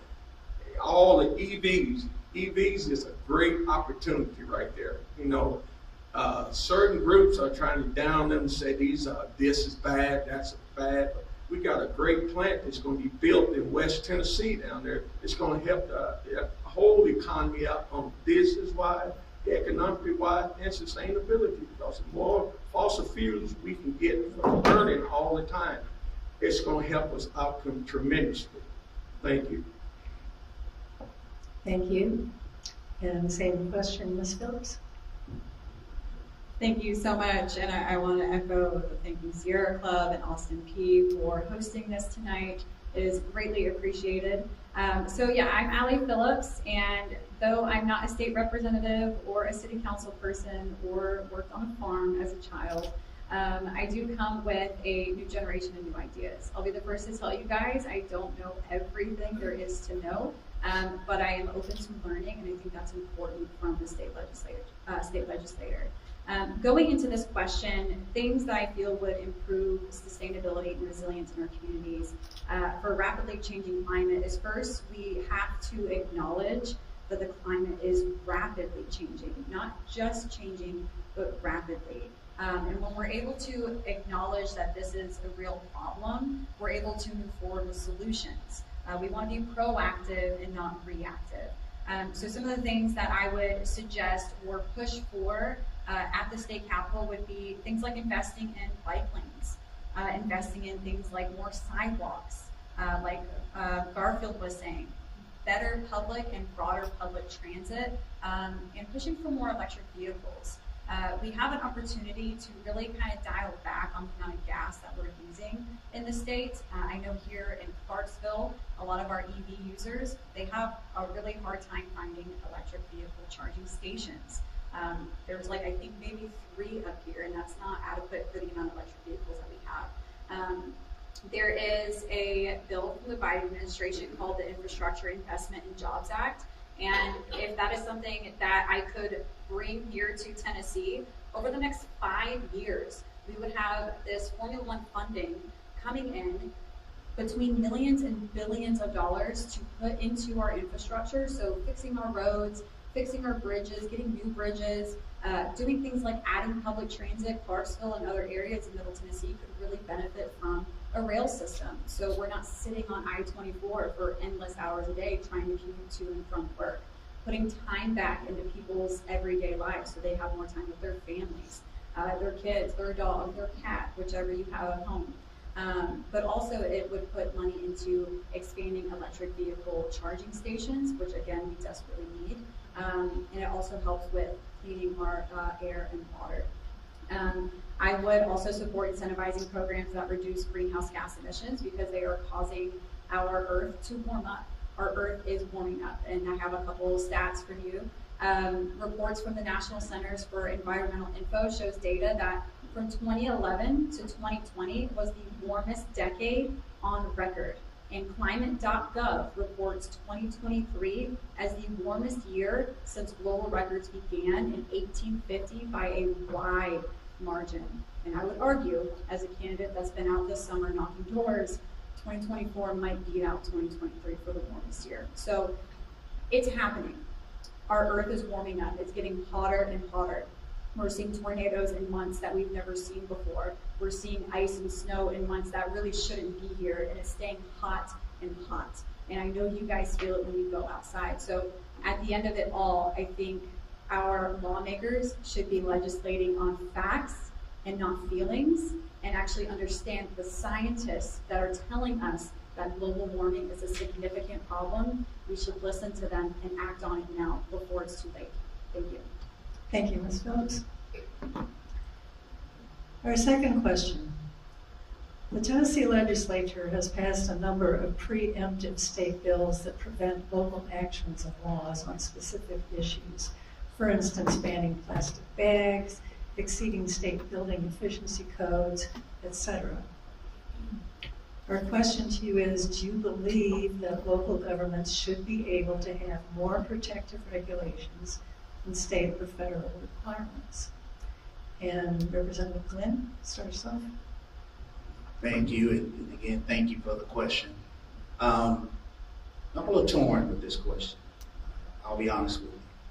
As a businessman, I understand that anytime we enact legislation upon businesses, that cost is trickled down to the consumer. On the flip side, I understand what it is that we need to be doing in terms of recycling and home efficiency. I say all that because as a home buyer, anytime a builder adds something to the home, that home is going to be financed for 30 years.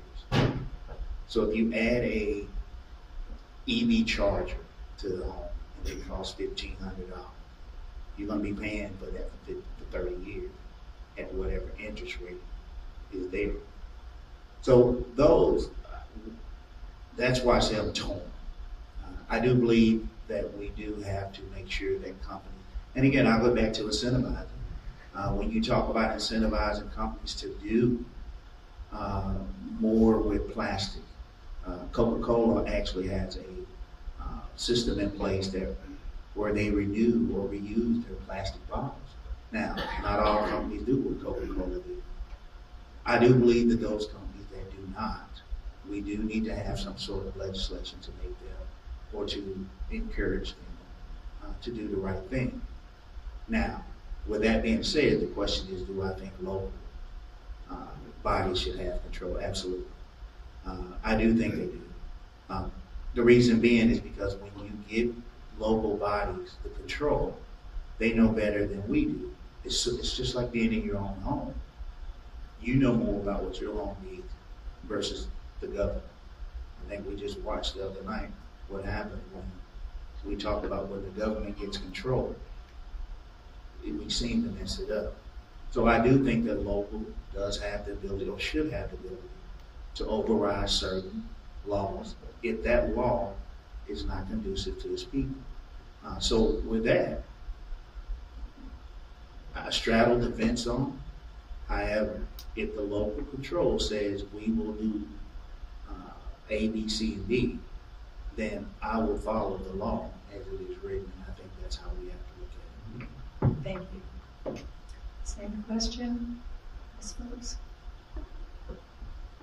Thank you so much for the question. I will say a lot of it is echoed from what Ronnie says. I'm also kind of in between, in the middle on this. So I do believe that local communities should be able to make local government should be able to make decisions for their communities. Because as he said, like, you know your home best, right? You don't want your neighbor telling you what to do in your house. And when it comes to local communities or government, they know their communities best. They know what's going to work best. They know what their people need, and their people speak up on that and are able to tell their local governments what they need. Now, on the flip side, I do feel that state and federal protections and rules or laws could be beneficial from keeping certain groups of communities out of the loop from everybody else. But it can also help in a way for local communities to be able to opt out. For an example, our Tennessee legislature passed a bill that would arm teachers in the state of Tennessee. Parsons, Montgomery County Schools, they opted out of that. That is local government making that decision for their community because their community didn't want it. For me, I support that. They were able to do that.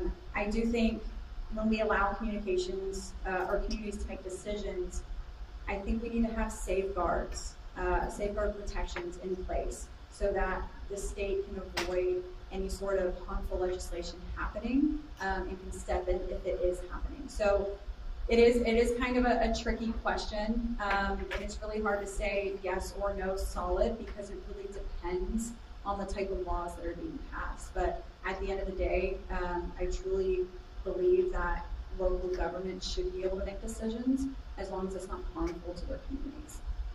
Thank you. Same question, Mr. Scott? Yes, local government chosen by our government by the the people of the town and the city. Of course, I do the same thing. I believe local government should have first choice shot at it. But then, if it gets too radical, some towns or states may not think like all other towns and cities and states. They may be passing or forcing certain laws on the books. It's like Ali said, abortion things or something like that. It's some kind of thing. You have to be careful with all the laws, in the local municipality, because it may be a jerry-rigged system right there for the corporations or that's polluting. We don't know. So you can say yes in one hand, and then you can say no in the other hand. You see what I'm saying on that end like that? But until a certain point, local students should have the right of way of it. Thank you. And Ms. Reynolds?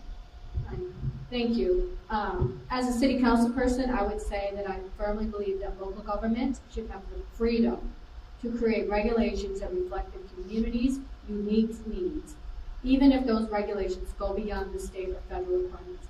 I'd like to give you an example of why I say that. We have been working the Sustainability Board on our environmental codes for houses. Right now, when our community builds a home, we are at 2009 environmental codes. That only benefits the builders. At 2009, that means I can find the cheapest air conditioner, the cheapest heater, the cheapest insulation, and I don't have to follow the new rules that require a blower door test in my home, because it doesn't do any good to put great windows and a great air conditioner in if you blow it out the roof, right? So the state has come in and preempted. We're in our city are at 2009. The state has come in and preempted and said that we cannot go beyond the 2018 rules. Many cities already had a 2021, and I believe one city had actually adopted the 2023 rules. And just to let you know, when you go from the 2009 building codes to the 2023 building codes, you increase the cost of the house by $2,000 to $4,000. And yes, that goes on the mortgage, but homeowners recover that cost in the first 2 years in their savings with their utilities. What also that means is lower income families who may not be able to pay the electric bill are not going to suffer from the environmental changes as rapidly. It means their home is going to stay cooler or it's going to stay warmer while they try to get that bill paid. It makes a huge difference to our community. So I would like to remind people that what works for one city may not work for another. Most of us agree that local leaders are often closest to their communities and understand their needs best. We can also talk about that for education. They're coming in and preempting our school board. Our community, our elected officials, for instance, said, we don't want vouchers in our community. The state doesn't like that, and that is why they're preempting us at the state level. If Montgomery County wanted vouchers, we could vote for them. We could put people in place that would make that decision. And the state doesn't like our decision, so they are preempting our local communities. And the only people that often benefit from many of these decisions are corporations. They are not typically in the best interest of the community. They are typically in the best interest of corporations. The state interference shows contempt for local government and goes against the spirit of the Constitution, which was designed to allow communities to govern themselves. If elected, I'll work to empower local governments to address their community's unique challenges, whether it's environmental protections, affordable housing, and economic development. Preemption laws serve special interests, not the people, and I will control it, and I will fight to give our cities and counties the flexibility to craft solutions that work for them. Local control is about trusting our local leaders to do what's best for the community, and it's time to give them back their power. Thank you, Ms. Reynolds. The next three questions refer to bills that were introduced in 2024 of the state legislature. As you may know, the legislative sessions are 2 years. So 3 of these bills are going to begin will be reconsidered this year in 2025. So we will talk about each of the bills individually. The first one is a bill about wetlands. which would dramatically weaken Tennessee's wetlands laws and regulations in response to the decision by the U.S. Supreme Court regarding waters of the U.S. definitions that were weakened by the Sackett versus EPA case. This would result, if we pass this bill, it would result in the loss of thousands of acres of wetlands in Tennessee. So, do you support? Do you oppose? And we will begin with Mr. Scott. Yes, on wetlands, I would oppose any effort to build on wetlands. Those are both havens for wildlife and necessary to prevent flooding, because without wetland, it serves a major purpose all over the United States. You know, you go down in Louisiana down there. I remember the Hurricane Katrina down there. They had destroyed all their wetlands, and that's why that hurricane was so damaging down there. And now they're back trying to rebuild those wetlands because they saw the damage that they had caused with removing the wetland. Wetlands is a great thing to have. It's a necessary thing to have. It economically, for animals, birds, all the above. The wetlands is a great thing to have. Thank you. Ms. Reynolds? Thank you. One of the biggest conversations I have as a city council person is come see the water, come see the flooding that all this construction is causing in my neighborhood. And nobody really knows the flow of water better than someone who's lived in a house for 20 years. They can walk you through where it's the cuts all the way to the source, and they can tell you what house was built on the low spot where the water used to go. So I support, I do not support weakening this, as Mr. Garfield indicated, that it protects flooding and wildlife. And the loss of these areas is really devastating to our ecosystems and communities. I think one of the things that I learned as I was researching for this question is the services provided by these systems are valued at $49,413 per acre. The total economic value of our 430,000 acres of isolated wetlands in Tennessee is approximately $21.5 billion. The average wetland loss between 2001 and 2016 cost local economies and shifted costs to the local taxpayers. Much of the cost is due to losses from increased flooding from the wetlands. We must work together to preserve our natural areas as well as our wetlands. Thank you. And Ms. Phillips? Thank you so much. So I strongly oppose weakening our wetlands. I will state that my opponent is actually one of the co-sponsors of this bill. So me and him are not in the same boat on this. As they both said, they are extremely important. Wetlands, removing protections for 55% of Tennessee's wetlands if this bill were to pass. 55%, that's over half.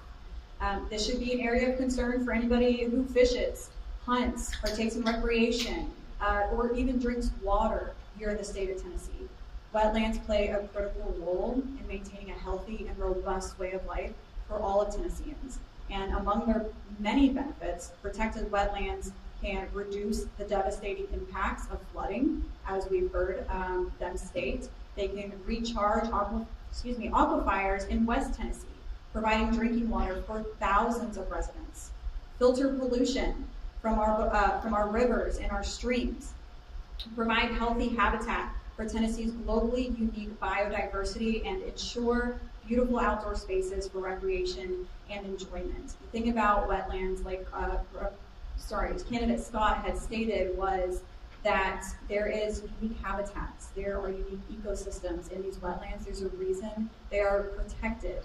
And if this bill were to pass and they weaken the protections of these wetlands, we're allowing builders to just come in, buy up this land, line their pockets, And then residents move into these homes, and do they legally have to let them know that they are potential at a higher risk of flooding? Does that have to be disclosed? That's a question I would love to have an answer to. But this doesn't really help Tennesseans by weakening the wetlands. It just helps a select few that want to put more money in their pockets. So this is something I would strongly oppose in the state legislature. Thank you. And Representative Glenn. Thank you. Again, thank you for the question. Let me say it like this. The reason why this bill came up is because there's two sets of maps for wetlands. There's a state map and a federal map. What has happened is the state has declared way more land wetlands than the federal government. So what builders want is they want to utilize, believe it or not, the federal government's map. I know, right? You're thinking, right? Republicans following the federal government? What is this world coming to? But that's what it is. They want to follow the federal government map. Why? Because it has less wetlands. So they're absolutely correct. They want to take the wetlands that the state has identified. What builders believe, and I do not agree with, so just let me say I oppose the wetland bill. What builders believe is that everyone has declared everything a wetland. And so now they cannot build on it because it's declared a wetland. My solution to them was, why not go back to the federal government? Let's remap what actually is wetlands and make the maps more perfect. Then we know exactly what is really and truly a wetland versus what it is that, the state says. However, until that happens, or until someone does something like that, then I am totally against this bill to just take away the wetland. Because we are absolutely correct. There's flooding that's going on all across the state because builders are building wherever they so choose. And that is not right. As Allie said, if they are doing that, is it being included in the disclosure when someone buys a house? The answer is no, it's not. Are they willing to do that? No, they're not. Why? Because of, number one, if I'm looking at a disclosure that says my house was built in a wetland, chances are I'm not going to buy that house. And you throw in the insurance cost that goes along with it. That's what they're afraid of. That's where the idea of removing these protections from the wetlands so they can build wherever they want. Because they really and truly do not want to have to deal with having to tell buyers this house was built in a wetland. Insurance rates going up. We're already going to be facing some higher insurance rates anyway because of the tornadoes. We are now going to be considered a tornado area. So there are some changes that are taking place. So I totally oppose this bill. I think it's a bad bill, and they need to fix it before they go messing with the wetlands in the state. So I do oppose the bill. Thank you, Representative Flynn.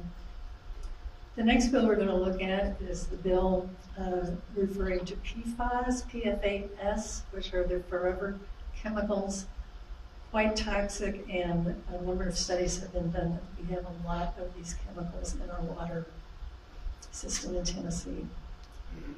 So the amendment to the bill, which really makes the bill, is that this would disallow permitting to entities discharging PFAS, forever chemicals, to wastewater treatment plants, and allow for more testing of PFAS in the drinking water supply. So the question again is oppose or support. And we will begin with, again, Mr. Scott. I support keeping harmful chemicals waste like PFAS out of the public waterway system, allowing this would place a heavy burden on the public infrastructure. I remember when we used to farm, we used to have a lot of chemicals, raising grain and stuff like that. I mean, we had some major chemicals back in the day when we farmed. And when you read the labels on that stuff, I mean, you had to suit up in a hazmat suit just about to try to get there. And that forever chemical stuff like that, oh, it is dangerous. I mean, it is a major issue right there. I mean, companies and things like that should never be able to permanently use that kind of stuff. It should be off limit, off market, almost all the time when you get an opportunity. Thank you. And Ms. Reynolds? Thank you. In case I didn't say it clearly previously, I oppose weakening the laws for wetlands. If I didn't say that in straight up, I'm sorry. But I do support this amendment. I read an article that was printed on January 8th, 2024 in the Tennessee Lookout, and it indicated that Forever Chemicals based on a sampling by the Sierra Club, and they said report noted a pattern.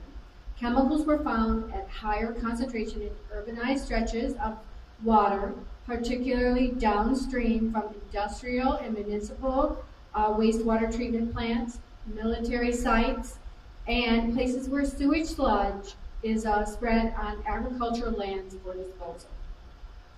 We currently live in a city that's becoming very industrialized, and we have Fort Campbell in our community, and there's currently a discussion with the Gas and Water Department to use dry sewage sludge as fertilizer on our farmlands.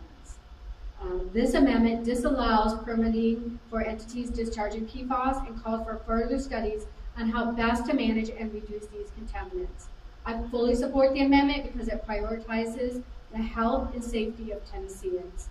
We must take immediate action to prevent contamination of our water systems and ensure that our state does not become a dumping ground for toxic chemicals. Thank you, Ms. Reynolds. Ms. Phillips? Thank you so much for the question. So this particular one I would support, and I want to kind of go through some bullet points that I have for why. So first and foremost, protecting our farmers in rural communities is very important to me, as my district has a lot of rural area in it. PFAS, I guess is how we're saying it, are known as the forever chemicals that persist in the environment and pose serious health risks. Farmers are particularly vulnerable due to contaminated water and soil. Passing this bill helps safeguard our agricultural community and harmful exposure and costly damage. This will also help us get ahead of federal regulations. The federal government is considering stricter regulations for this chemical, the contamination. And by passing this legislation now, we proactively protect Tennessee residents and avoid being caught off guard by national mandates. Early action also reduces the financial strain of compliance and mitigates health impacts before federal intervention. The health impacts that I just mentioned, they are well documented. These chemicals have been linked to cancer, immune system damage, and developmental issues. These toxic substances are not just an environmental issue, they're a public health crisis. This bill would help mitigate long-term exposure to those harmful chemicals for Tennessee families. The economic benefits for affected industries is farmers and other industries impacted by this contamination face steep costs in addressing environmental cleanup and healthcare. Supporting this bill means supporting long-term economic sustainability for those businesses by creating a framework to prevent future contamination and mitigate existing damage. This chemical disproportionately affects low-income and rural areas, where communities are less equipped to handle water filtration or legal battles against polluters. This legislation ensures all Tennesseans have equal protection from harmful chemicals regardless of socioeconomic status. The legislation holds industries responsible for their environmental impacts. By supporting this bill, we ensure that corporations involved in producing or using this chemical are held accountable for the cleanup and are part of the solution moving forward. So these are just some of the points that highlight the importance of early action on this bill and regulating this chemical, focusing on protecting farmers, rural communities, and vulnerable populations across the state of Tennessee. Thank you. And Representative Gunn. Thank you for the question. And I'm just going to be honest with you. I had no idea what this was. Still don't. But again, I say that to say this. I'm not expert never have been. I did not take this job and all of a sudden become a scientist. But however, knowing that anytime we're talking about chemicals in our water, polluting our water, even kids know that, you know, when they see someone putting something in the water, they think, what are you doing? I have a pool. And when I'm putting chemicals in the water, my grandkids say, what are you putting in there, Pops? Even they want to know what you're putting in the water. So I will tell you, I listened to Karen, Councilperson Reynolds and Allie, and I will tell you that I have to agree with what they're saying without actually knowing what this really is all about. I would need to do more research to really understand what this chemical is doing. But just by listening to them and understanding what they're saying, I would have to say I would agree with them as well. Because again, their points are they're right on target, and it makes all the sense in the world. So I'll have to agree with them. Thank you. And our last question refers to the bill known as the Tennessee Waste Reduction and Recycling Act. This is an extended producer responsibility bill, shifting the blame, the responsibility for the glut of plastic in particular that we're trying to deal with in our landfills and so on. So in a nutshell, this bill would reduce production of packaging that ends up in landfills. It would promote and fund recycling across the state, and it would benefit local governments and consumers. So support or oppose? And we'll begin with Mr. Scott. Well, I support this bill right here because this plastic is almost like a forever chemical. It's always out there. If you go to the waterways, to the ocean, to the lakes, to the river, you're going to always see a plastic somewhere, a cup, a bottle, a plastic bag, or something all the time. So to get rid of that kind of stuff is a great idea. Most of the time when I go to the grocery store, I always carry my own little bag so I won't have to utilize their plastic bags or paper bags. Paper bags just as bad, you know. Someone's got to cut a tree down for it. So, you know, you just do the simple things. That's all it takes is simple things to do. It would help out tremendously. Thank you, Mr. Scott. And Ms. Reynolds? This is my favorite question, partly because I've worked with members of the Sierra Club for several years, and I've been able to watch this bill actually start from the grassroots up, and now it's sitting for its second year to be voted on, and so it's just kind of fun to watch. I want to start my comment with a quote from Senator Heidi Campbell, who sponsored the bill. She said, Tennessee landfills are already at capacity, so it's an absolute emergency. This would provide a sustainable funding mechanism that would be a big win because the government is not going to fund this. Tennessee currently ranks 48th in the nation for its limited amount of recycling, sending 900,000 pounds of packaging waste to landfills every year, 690 pounds per household, according to the nonprofit recycling partnership. By implementing producer responsibility, we call it the EPR, this act would hold producers responsible for waste their packaging creates and reducing the amount of material that ends up in landfills. Everybody can think of the box of cereal, right? We get this great big box of cereal that really, if you took the air out of the bag, folded it down, and put it back in the box, it might be a half, but it's probably like a third of what's already, and we just keep using the same size. Or we get these great big boxes in the mail that only have one little item in them and a bunch of plastic in there to hold them. That's what this bill is talking about.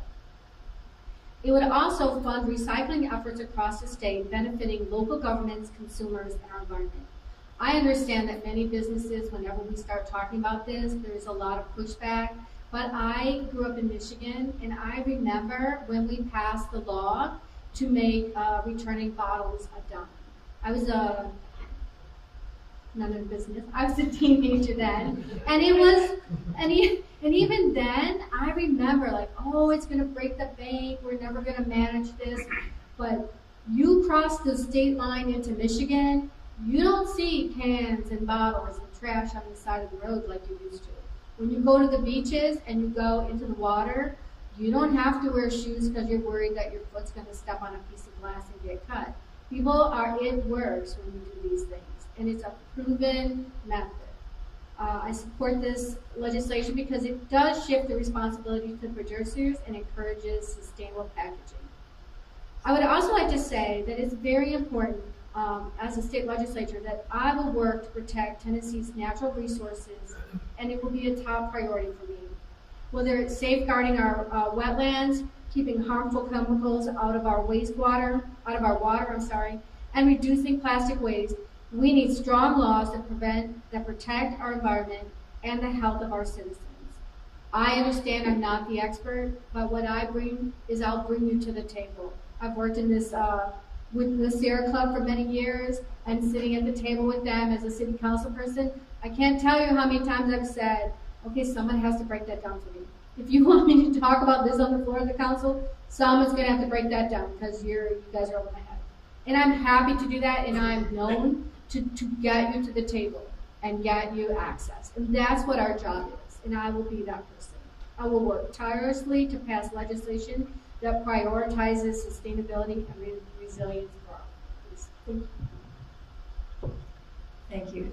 And Ms. Phillips? Thank you so much. So yes, this is another one of those bills that I would strongly support.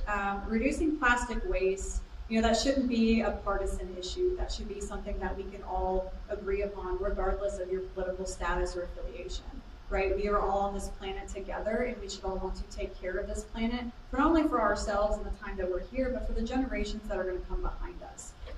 So this is, again, this is a bill I would support. This bill would boost Tennessee's economy in a way. It would help create jobs and stimulate local businesses by expanding recycling infrastructure, turning waste into valuable resources, and reducing landfill reliance, improving recycling systems.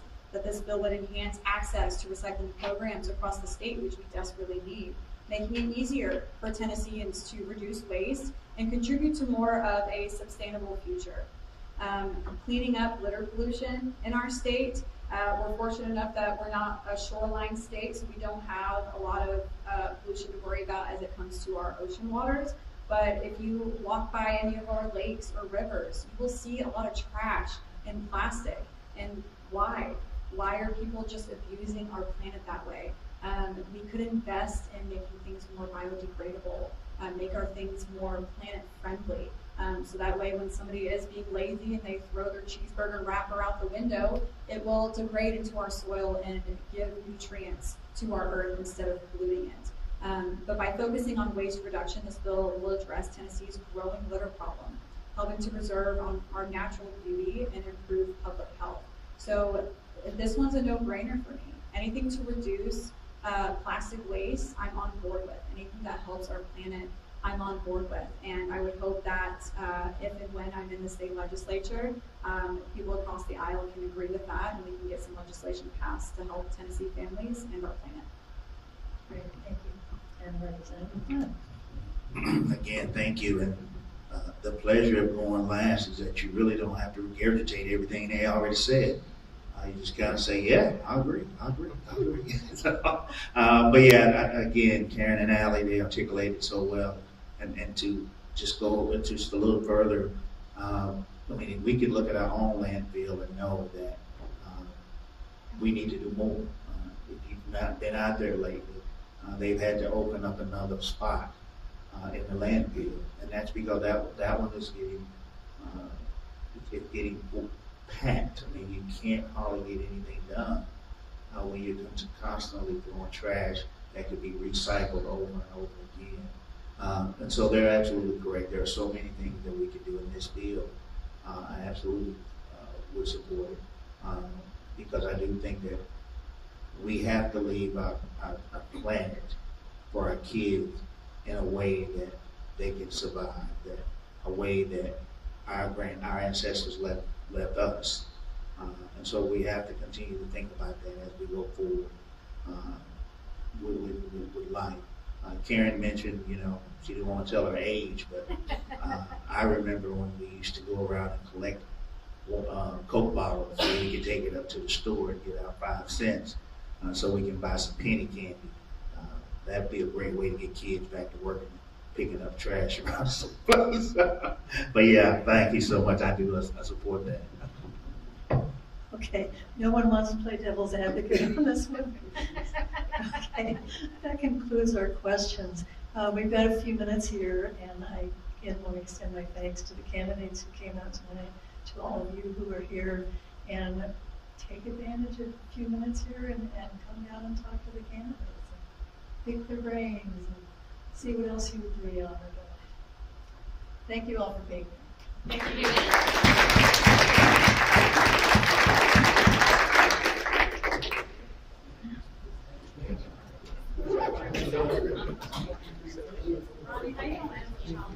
All right. What you said? Hey. What is wrong with your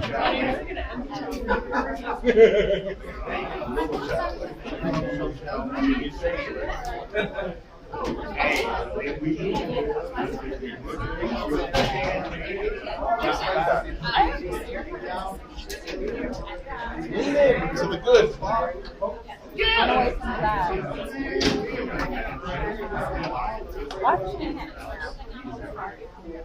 I just figured we'd take a while to wrap us up there and us to go from there. Yeah, I know, right?